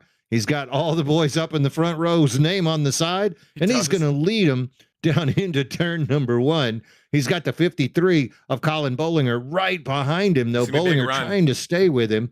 Big run, but look at Iverson jump up, give him that dirty air. Behind them, Matt Novella in the 8 of Andrew Bolander side by side. Babcock going to go underneath. 3. Oh, Sean Walton almost took it 3 wide. And look behind him, Joe Volpus goes into the wall as well. And Novella gets loose on exit, Mean Gene. A lot going on here. These new tires very loose on these short runs here. And you're seeing it right now. Sean Walton oversending entry right there. Colin Bollinger not able to make much happen there. Here he goes. He's getting such good exit speed compared to that 13 of Iverson. He's going to go to the inside. The block. The crossover, the 53, he's looking below him. We're just on lap 115. We got 21 to go. Bollinger completes the pass. Great pass there by the 53. Now taking the lead from Iverson. Can he hold on from the hard chasing Iverson, though? Right now, 53 going to lead that last lap, 115. We've still got 20 to go here. These two boys are going to put on a show. Don't forget about the 8 of Bolander behind them, though. He knows how to make that bottom lane work as well. This is the best track position that Bolander has had to start a run. And like you said, we've seen him be one of their better long-run cars. I think that's Shelton right there on the bottom of the track. Brendan Shelton got loose, regathering it. We're going to see more and more of that. These guys are absolutely going for it right now. I see Volpus also running, I think the only one running that bottom of the top line. You see that a lot in real life, not a ton in iRacing. But I, as well as you, Mean Gene, have my eye on that 8. And I wonder if Tony Iverson thinks that 20 laps is enough time for this race, or for this car to come back around to him. He's been far stronger on the long run than he has in the short run. He's not been a short run car at any point today. I wonder if he's thinking, I'm going to let him go now because this is enough time for it to come back around to me, and I'm not going to use my stuff up. I think he's got the speed to catch anybody if he's got enough laps. Right now, stories I'm looking at, though. Volpus back up into 5th. Behind him, Babcock and Novella side by side. Babcock hasn't been around this year. Novella, a playoff driver, is not going to take any guff off of anybody. Those two guys could have a fun show. Jonathan Quesabir, we saw him struggling and blocking early on. He is now in 8th place. Right behind him, Alex Hillman, playoff driver. David Owens, he wrecked. He's done. No, he's back in there. He's running 10th, and he got that fast repair because I can't see inside his guts no more. So he's made his way up into 10th. Behind him, Medina and Kyle, they're like, hey, bud, we were in the top 8. How did we get back here? Jack Sanders, 13th. That guy was up in the pole when we began the day. So let's see what happens in the next few laps as all these fellows have touched the top 10. Got to get their way back up. Right now, though, half a second for Colin Bollinger. Yeah, you're so right, Mean Gene. Everyone up here right now in the lead lap has really been up front at some point in this race. This thing has been an absolute roller coaster. We've seen just about everyone have a chance to win this, and while we've seen in dominant cars, the guy that we thought had this thing won, and I said less than 10 minutes ago would be extremely, if not impossible to beat, is now in second place, and the time is ticking off, and Bollinger is driving away. Iverson needs to figure this one out sooner rather than later, and he's not going to sacrifice anything right now. He's doing what's worked for him all race, and the same goes for that Ada Bollinger. He's committed to the bottom right now. I think that top might be better. He's going to block it that time. He's going to block Sean Walton, not give him the line that he knows that Walton wants. That's going to send Walton up into the wall a little bit. Walton not been shy to do it all day. He uses the wall to get below Bolander and get a run off. That's some NASCAR heat style racing right there, but he's making it work. Wow, look at that. And now Tony Iverson directly in front of them. Iverson trending the wrong way. What do you think? Iverson's just going to count to 10 and then drop the hammer? He better figure something out because Colin Bollinger, he's already counting to 10. He's pushed that thing up to 7/10. Oh, Walton. Oh! Wow, Mean Gene, that was a scary moment. A late block from Tony Iverson. Oh, it's certainly not done. They're going to meet here again, and Tony Iverson, his biggest weakness has been drive-off speed, and here it is again. He's going to give the line to Walton, knowing that run is just way too big for that 23 car. Tony Iverson right now, and this is how he got past Mean Gene, he has no drive-off. That car is not launching out the corners at all. Look at Walton finally manages to make the turn without hitting the wall, side by side with Iverson, holds the speed. And it's Sean Walton's going to move up into second place. Iverson down on the bottom. Walton gives him a mouthful of dirty air. Wow, Walton takes his line. Dirty air. And Walton doesn't really know how to do it. Drifts all the way up the track. He actually does a good job on the bottom there. I haven't seen Walton use that line all day, Mean Gene. I didn't know he knew the bottom of the track existed.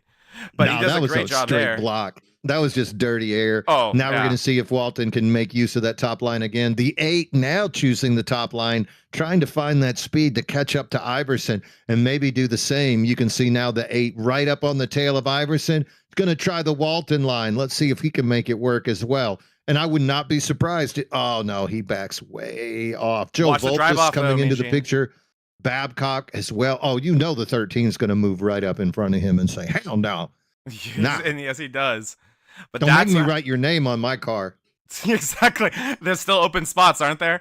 But that's exactly how Walton got it done. Was he got it done on the backstretch because of his drive off. I think Bollinger's going to try it again here. I think it's going to work this time, Mean Gene. Yes, it is. I'll give you guys that side shot right here. Boom. Look at that. He's gone. And the 13 is not going to have a chance at it. Again, Mean Gene. 0 drive off. Non-existent drive off. Hunter Hall coming back on the track here. A damaged race car. Tony Iverson going to try to not sacrifice his line too much. This race is slipping away from Tony Iverson, and there is not much you can do about it right now. And when I'm also looking at Sean Walton, he has taken 2/10 off of that lead from Colin Bollinger in only 1 lap. Yeah, he was 1/10 of a second faster the previous lap. That lap, though, they were right at about the same. So going to be curious to see what Walton can do trying to run that high line and catch up with Colin Bollinger. They are buddies. They do run in Discord together. But when it comes to the end of a first round elimination, the first race in an elimination mode playoff, we'll see just how good of friends they are. Meanwhile, Andrew Bolander has got clean by Tony Iverson for that 3rd spot. Joe Volpus now trying to run that top line, close that gap. Hopefully, Joe will have a little bit of short-term speed, only needing 21 laps on these tires. This is lap 126 of 135 as we are racing hard here. Ooh, and Volpus got very close to Tony Iverson, caught that dirty air, actually loses a little bit of his momentum now, but Volpus, he is smelling when Iverson is putting out that rear of that car. Yeah, he absolutely is, Mean Gene. Tony Iverson just struggling to hold on right now. These laps taking away the lead, or the gap to the leader up to 1.5. I don't know if this thing is going to be achievable for the 13 car without a caution anymore. But one person the win is certainly not out of the cards for is Sean Walton. He is only a half a second now away from Colin Bollinger. When he took the lead, or when he took second place away from Iverson, it was a full 0.9 seconds. He's taken half a second off, 9 to go. If mathematically he continues to take off as much as he is per lap, he will get there. But like we say this every week when we are in these type of situations, me and Gene, catching him is one thing, passing him is another. And right behind him, you can see Andrew Bolander also running at a very similar rate of speed. Bolander just 1 second behind. So the same gap that Walton is trying to make up with Bolander is trying to make up with Walton. And then behind them, you see Iverson just trying to hold on. Volp is playing with different lines. And here comes the 56 of Matt Novella, puts a move on Robert Babcock, and then goes up high as a victim of the 40. So again, those two guys, I think, could put on a heck of a show for us a little bit later in the race. David Owens behind them. Boy, don't have a problem right here, David.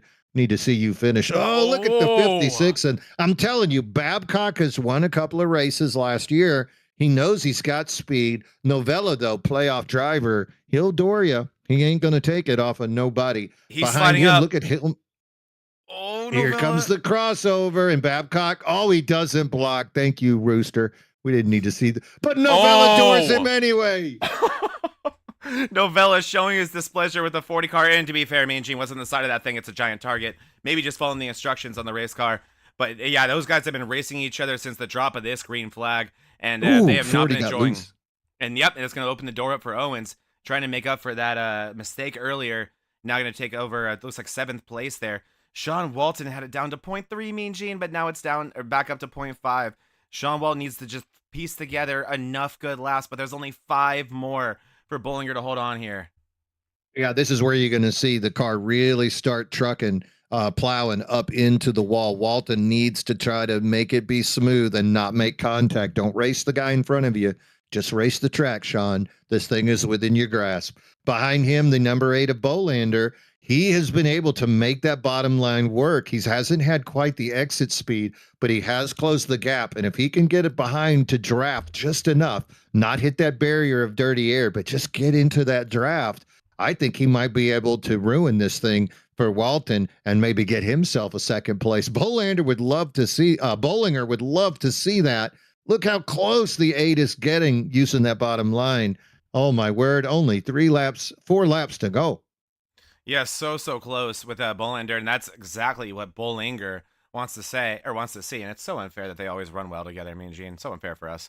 But yeah, at least he's using his own lane. He's not affecting Walton too much, but Walton, I think, and no fault to him here, and I think it was just a masterful job by Bollinger. I think he used this stuff up trying to get to Bollinger while he was saving. Because since it got down to 0.3, which I think was the point of discomfort for that 53 race car, he is driven away. It is back up to 0.8, 3 to go. As long as the thing stays green, Colin Bollinger is going to get himself a ticket to the round of 8. Yeah, we talked about Bollinger before getting out to these bigger leads and watching the gap close. Absolutely loves to save a little bit of rubber, keep that temp down on those tires. Meanwhile, Walton and Bolander battling. You know that their tires are probably about as slick as you can get. And again, the 8 going down low, trying to make it work, but Walton, he's got that entrance and that exit They're speed side by allowing side. him. Ooh, Not I quite, think actually. we see that again. They might actually get closer. Meanwhile, Richard Swingle pulling it into the pits. Bad time for that with just a few laps. And this Here will we be the go. white flag for Bollinger. Next flag will end the race, and we did not get what we needed to for Bolander and Bollinger getting together. Bolander and Walton getting together. So this thing will be official next time around. All Bollinger has to do is piece together 2 or 1 more set of beautiful corners, me and Gene. He has got it on that back stretch right now. The 53 looking strong. Meanwhile, the 23 and the 8 behind him doing battle. The 8 is going to go down low. Walton holding his line, throws the dirty air the way of the 8. Oh! The 8 makes Oh, no! contact. He backs off. The 23 holds on. He's still got momentum. Colin Bollinger's going to win. Sean Walton second. Andrew Bolander third. Tony Iverson fourth. Joe Volpus holds on for fifth. Matt Novella 6. Hillman comes across. There's Owens in 8. Babcock 9 in Medina going to finish with a top 10. Tell you what, class act right there. Bolander Yes. could have done it. Bolander could have dumped him, and he didn't. Really nice driving there by Andrew Bolander at the end. He tried to do what he could, but Walton making that outside work. Holds on for a second. But how about Colin? The guy doesn't qualify. He's not the fastest car. We saw Jared Kelly had the quick speed, and then we saw the long run ability of Tony Iverson, and then somehow Bollinger was neither the fastest nor the best on the long run.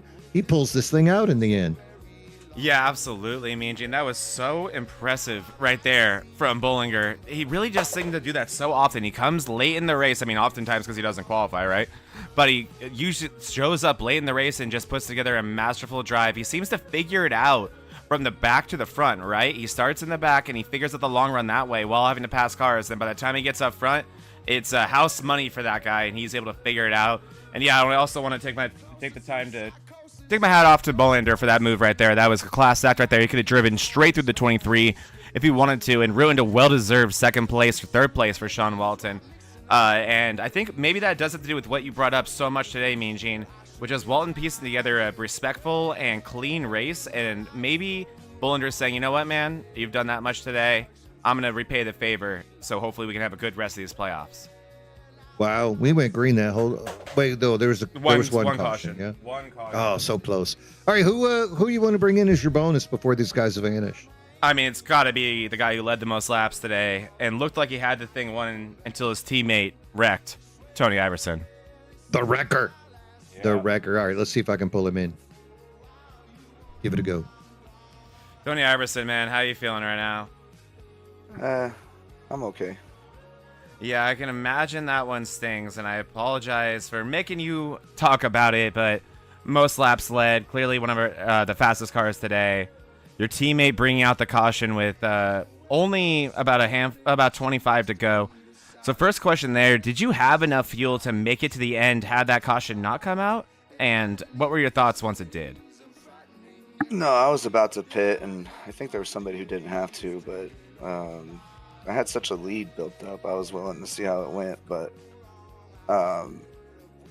yeah, it's unfortunate. You know, I strategized and practiced to have the race go exactly how it was going. I think I got up to like an 11 or 12 second lead at one point, and then yet another week with, you know, whose wheel disconnecting, pissing me off. That race probably would have went all the way green. Mm-hmm. But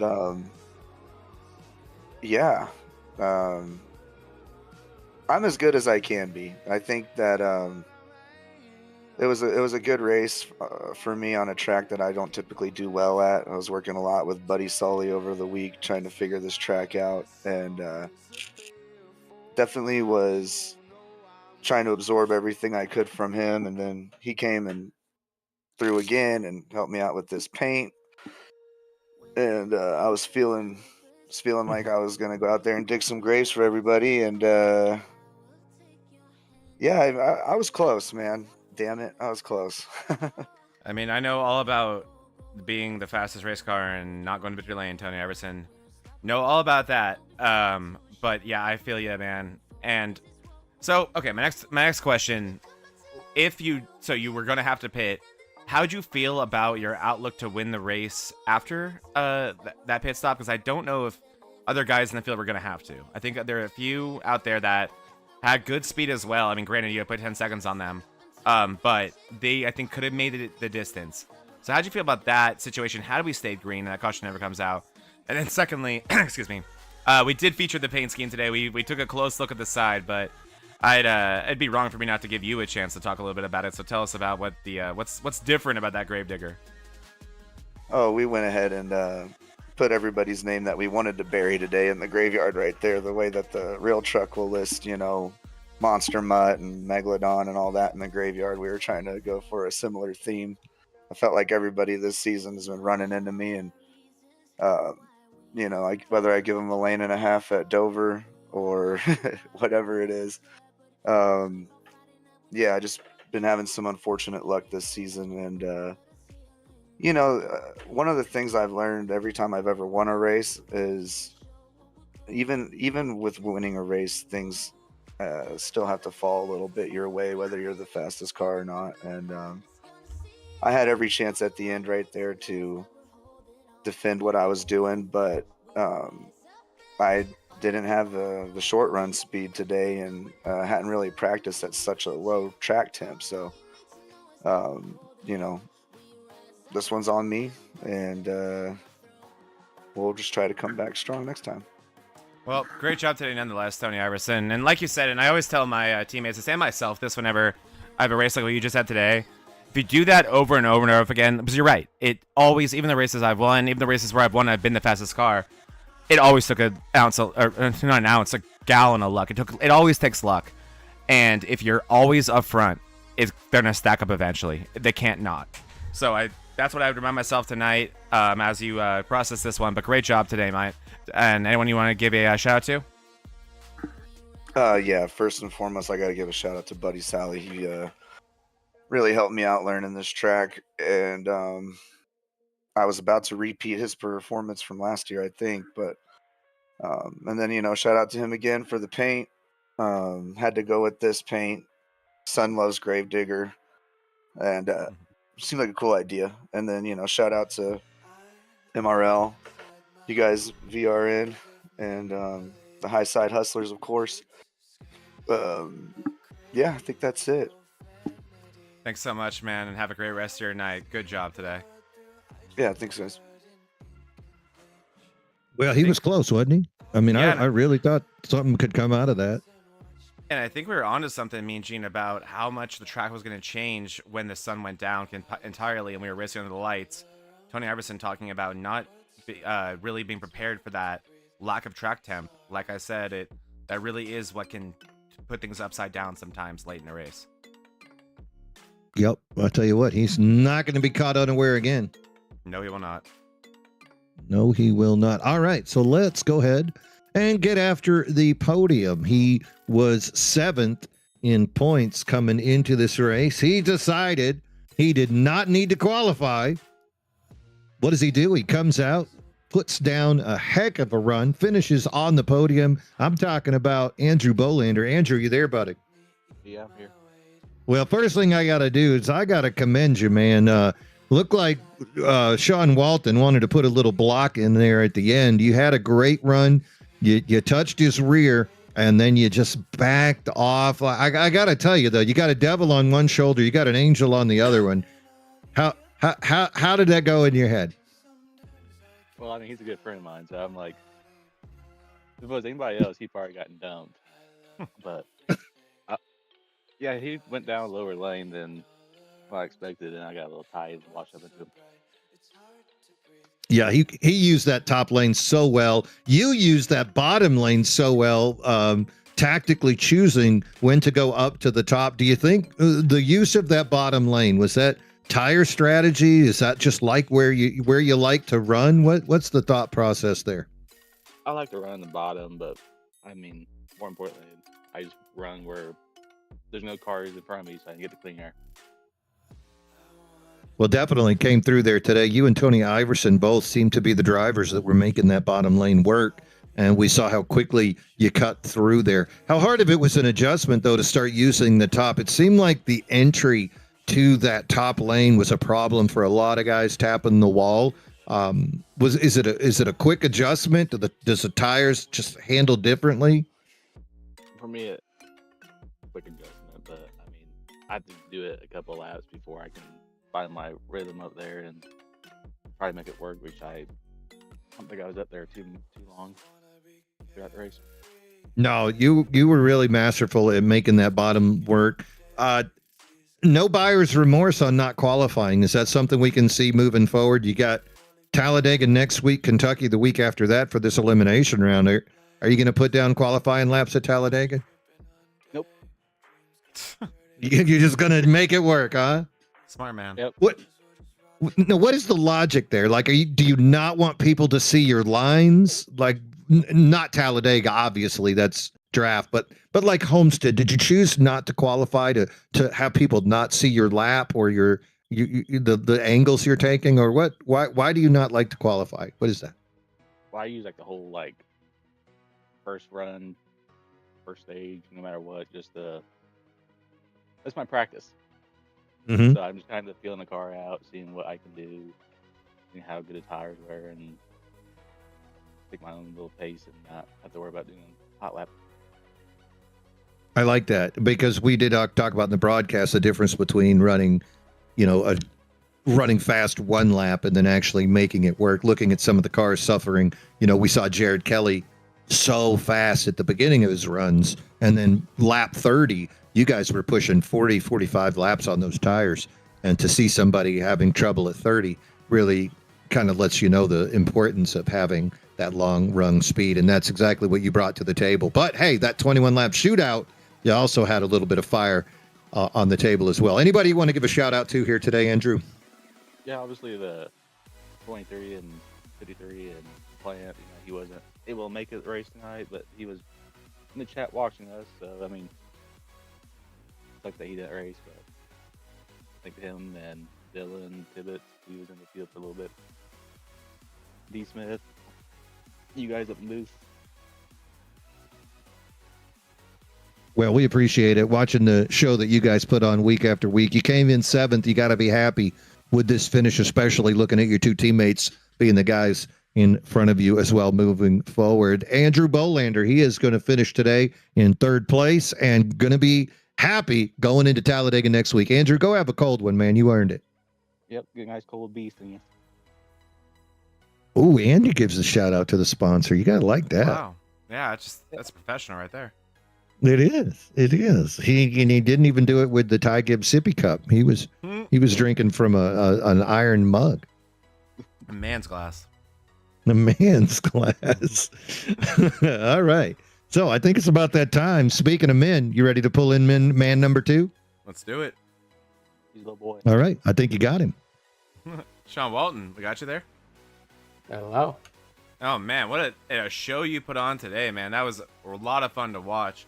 First of all, definitely made the top work the most all day and really seemed like the most committed to it. So tell me about that journey and how much those, grazes the wall didn't deter you. Oftentimes using them to your advantage.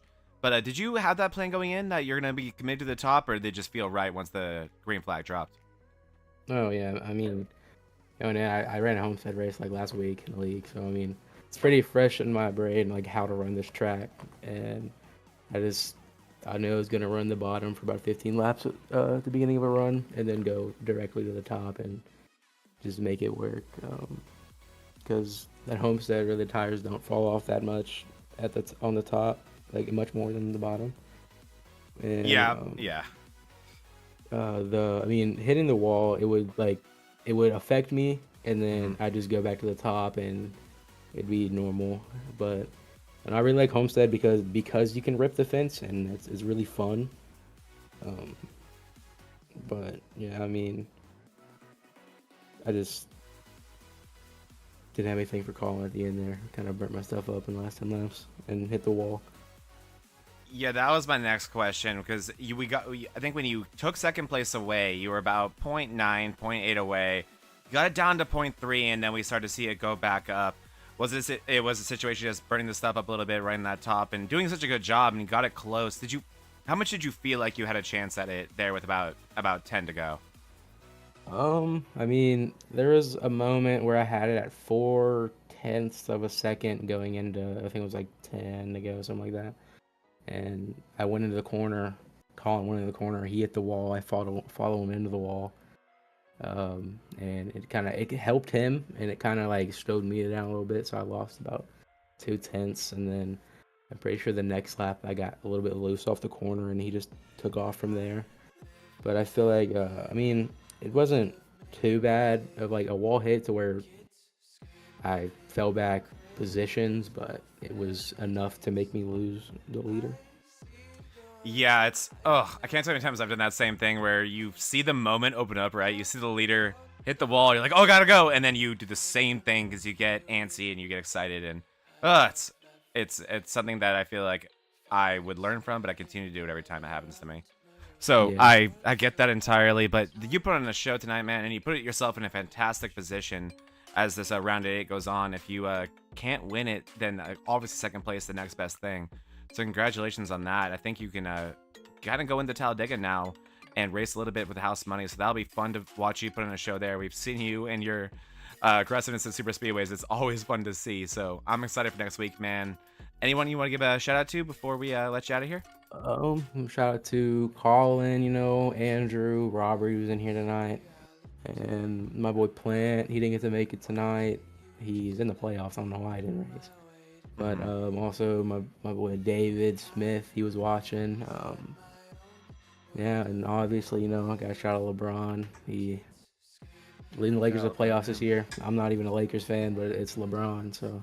Yeah, it had nothing to do with Luka Doncic at all. Not at all. Luka didn't do anything. Nothing. But, yeah. Yep, and I think the second straight week, Sean, if not the second of the 3, I love you solo. Hell yeah! I can't wait to see him at WrestleMania. That'll be next week. That'll be pretty awesome. Can't wait, man. Your ability or your ego does not outmatch your ability. I'll tell you that much about you. Appreciate it. Have a good one, Sean. Congrats. You too. It's my dark horse. Is he even that much of a sleeper at this point, Mean Gene? This guy is showing some serious speed. No, I think also as long as we see, we saw a couple of moves that really showed some maturity of him not going 3 wide. Then we also saw him get aggressive at the right moment when he rattled David Owens. Yeah, absolutely. Yeah. I mean, he rattles Owens. He ends up getting second at the end of the stage, and then he throws Owens' game off. Owens got 6th last week or last year. Iverson got 4th, and he beats both those guys this year. So I think we really saw him get that done. And who knows, maybe a lot to credit is the teammates of Bolander and Bollinger as well, trying to help him get through the cantankerous, abrasive, caustic, toxic season that he might have had with some other drivers. All right, speaking of, not the toxic part, just the mature part, we're going to bring in race winner. That's right. He barely lost out on that regular season championship, but coming off last year's Xfinity championship, that is the 53 of Colin Bollinger, gets the win, punches his ticket into the second round. Colin, you're working on house money now, ain't you? Oh yeah, man. I mean, we're just I looked at the schedule and see we have Talladega next week, so it took a load off my shoulders there we could just kind of run around, and maybe if we get lucky, we get lucky, Now, I'm going to ask you the same question I asked Andrew. You guys just like to start in the back. Are you trying to hide your special line, your preferred line, or what's the logic of not doing that quali lap? I mean, I don't know. I mean, clearly it's not necessary. It's not necessary, obviously, but is there a method behind the madness?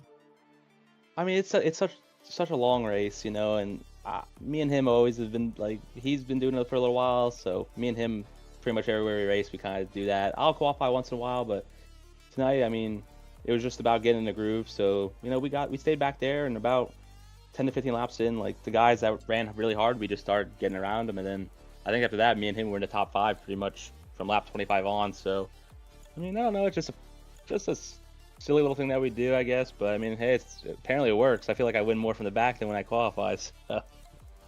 You're definitely not in the middle of the mouth of madness at the beginning of the runs. That's for sure. But it seems like sometimes, though, you get into the middle of the mouth of madness right when the tires get a little bit slick and scary. Not tonight, though. You and Andrew both. Andrew hugging that bottom line that whole time. You made more use of the entire track. Are you just driving the car where it wants to go? Does the entry vary? How did you pick your favorite line here tonight? Because it seemed like you used the whole track. I mean, it varies. It depends on who's in front of you. I mean, Andrew. He everywhere we go, he's a bottom feeder, and I like to drive like that a lot too. But Homestead's one of the couple tracks where you can as long as you're running it relatively calm and easy, you can run it anywhere. So I mean, if there's somebody on the bottom and I really didn't want to sit behind, or maybe thought it was a little slower, we'd get up into the middle lane, and maybe if there's 2 guys fighting out, we can go all the way to the high side. I mean, I felt like the car could pretty much go anywhere. And I was just really keeping it easy. So, throughout the whole run, we could kind of put it wherever we want. But, yeah, no, it comes down to preference of where you're at. And, know what lap and this and this and that.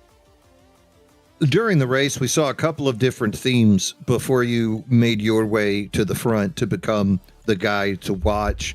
We saw the early success of Jared Kelly on the short runs. Did you know that guy was just using tire, especially that first pit? He came in on lap 30. Or was there a point in there where you thought, does this guy have something special? He has won 2 races. So did you think you might have been off of the pace, or did you know from your practice? No, I mean, you can tell he was very fast, and I'll give him his flowers. He's quick. You know, obviously, like you said, he's won 2 races, but when you're getting out to that much of a lead, you know, like you're quick, but you're also using them up. So I mean, I think once we saw the 30, he pitted on lap 30.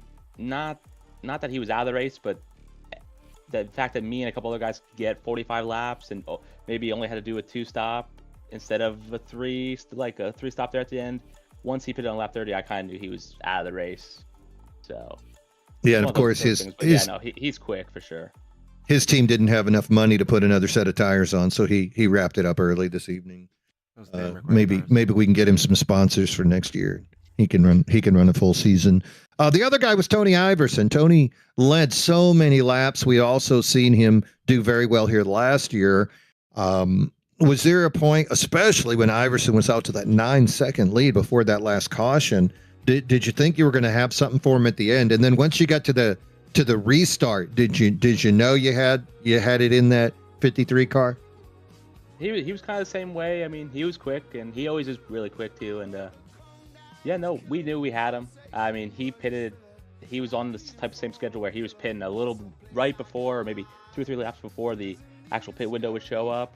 So I knew he was gonna have to pit with maybe 10 laps to go. So we weren't worried about him. We were just worried about, I think, Owens at the time, and then Sean was still in front of him. So we just passed Sean. So just trying to manage the guys that were also saving behind me. It was Novella and Andrew, and just trying to manage all those guys and still catch Owens. But then, you know, that thing with Owens happened in his wheel or whatnot.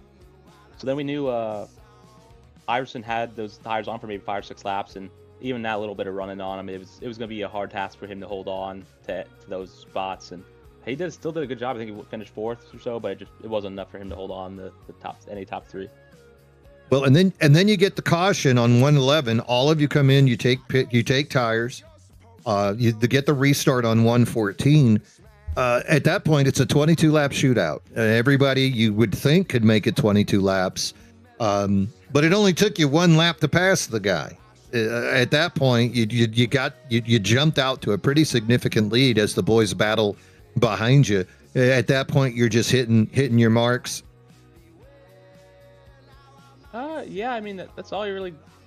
I passed him. I knew he was, like I said, the tire. He had pitted before the caution came out, and he ran a couple laps on his tires, like I said. And I knew, listen, he's a prideful guy. I mean, if I'm in the same spot, he's fighting for every spot. It's the playoffs now, so like I knew he was gonna fight Ray, Sean, and Andrew a little tough, and he did. And they gave me about an 8 or 9 tenth advantage, and we took it and we ran with it. I think Sean got down to maybe 5 tenths, but then once I saw him get close, I opened up the car a little more and let it eat, you know, and we just ended up holding on to that second or so lead. So that's what I was going to ask you. Lap 129, Sean Walton closed it down to that 5 tenths of a second, and then you immediately laid down a quicker lap to push that lead out just a little bit further.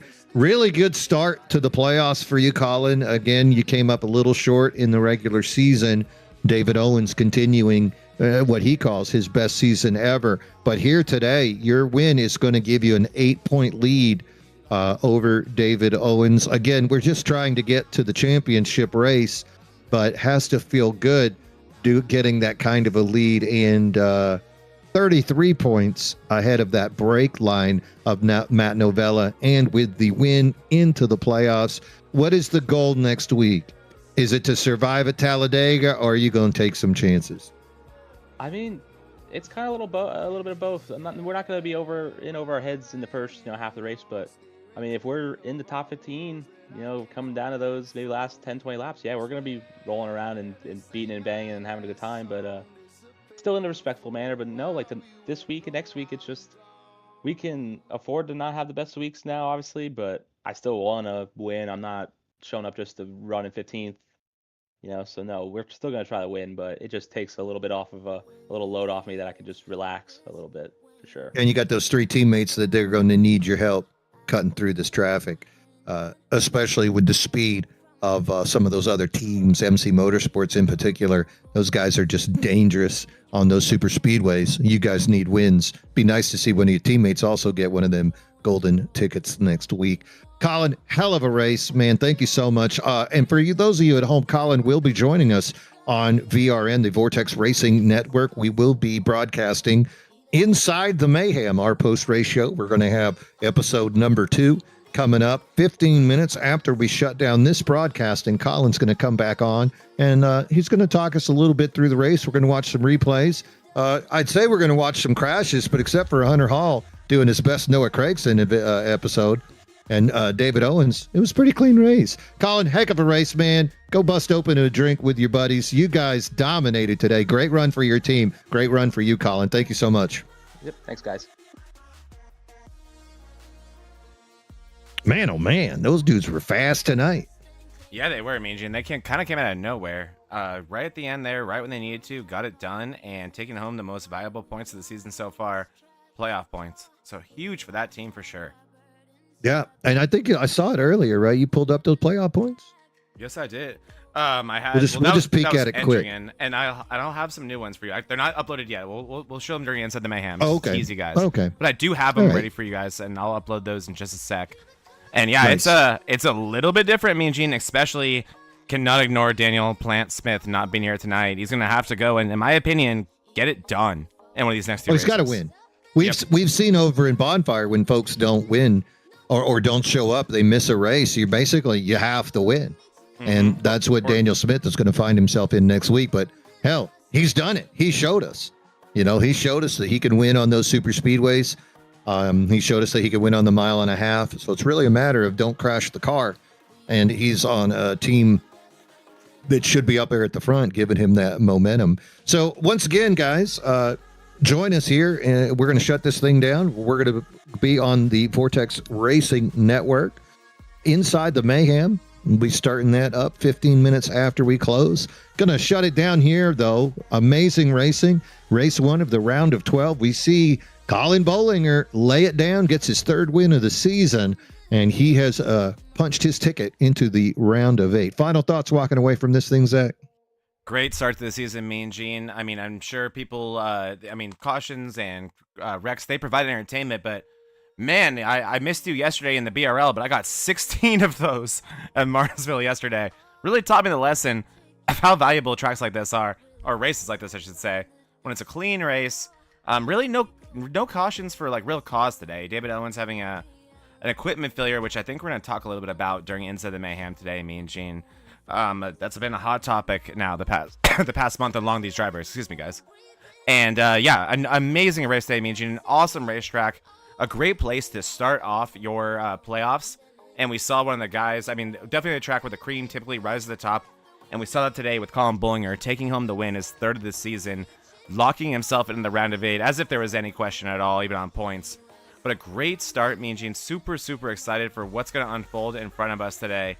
And yeah, the season, I apologize. And make sure to join us right after this, about 15 minutes from now, Inside the Mayhem, over on the Vortex Racing Network YouTube channel. So a different channel than we are right now. Go over to youtube.com/@Vortex Racing Network.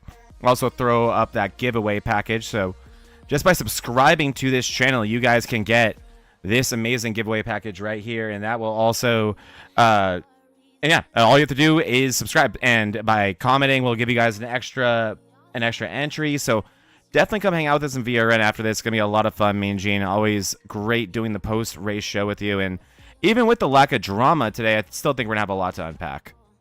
Yep, you can see right there. Hit that QR code. That's going to bring you right over. You can get subscribed and be notified when we go live over there. And you're going to want to be there because come next year, we're going to be running broadcasting on Sunday afternoons and Monday evenings and hopefully Thursday nights as well. So we're going to have a lot, and Wednesday nights. So we're going to have 4 nights of the week that we're going to be on. So you want to get notified when that thing goes live. So go ahead and take the opportunity. Go ahead and hit that QR code. Go ahead and subscribe.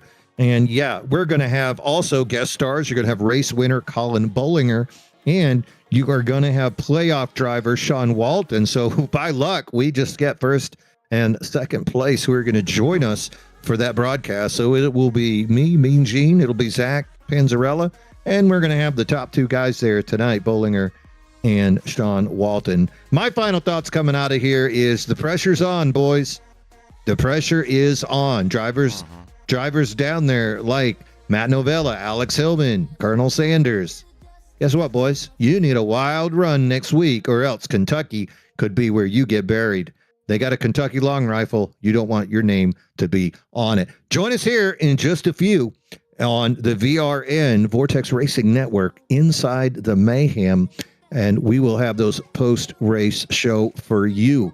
They're going to sign off now on behalf of myself, Mean Gene Money, Zach Panzarella, our sponsors, Chantilly Lace, KK Woodwork, DDI, the admins, John Beverly, Joe Volpes, Steve Fugit, and David Owens, and all the boys back in the production truck. It's been our pleasure to broadcast here from Homestead, and we will see you in 15 minutes over on the Vortex Racing Network. As always, ladies and gentlemen, bottoms up and hammer down.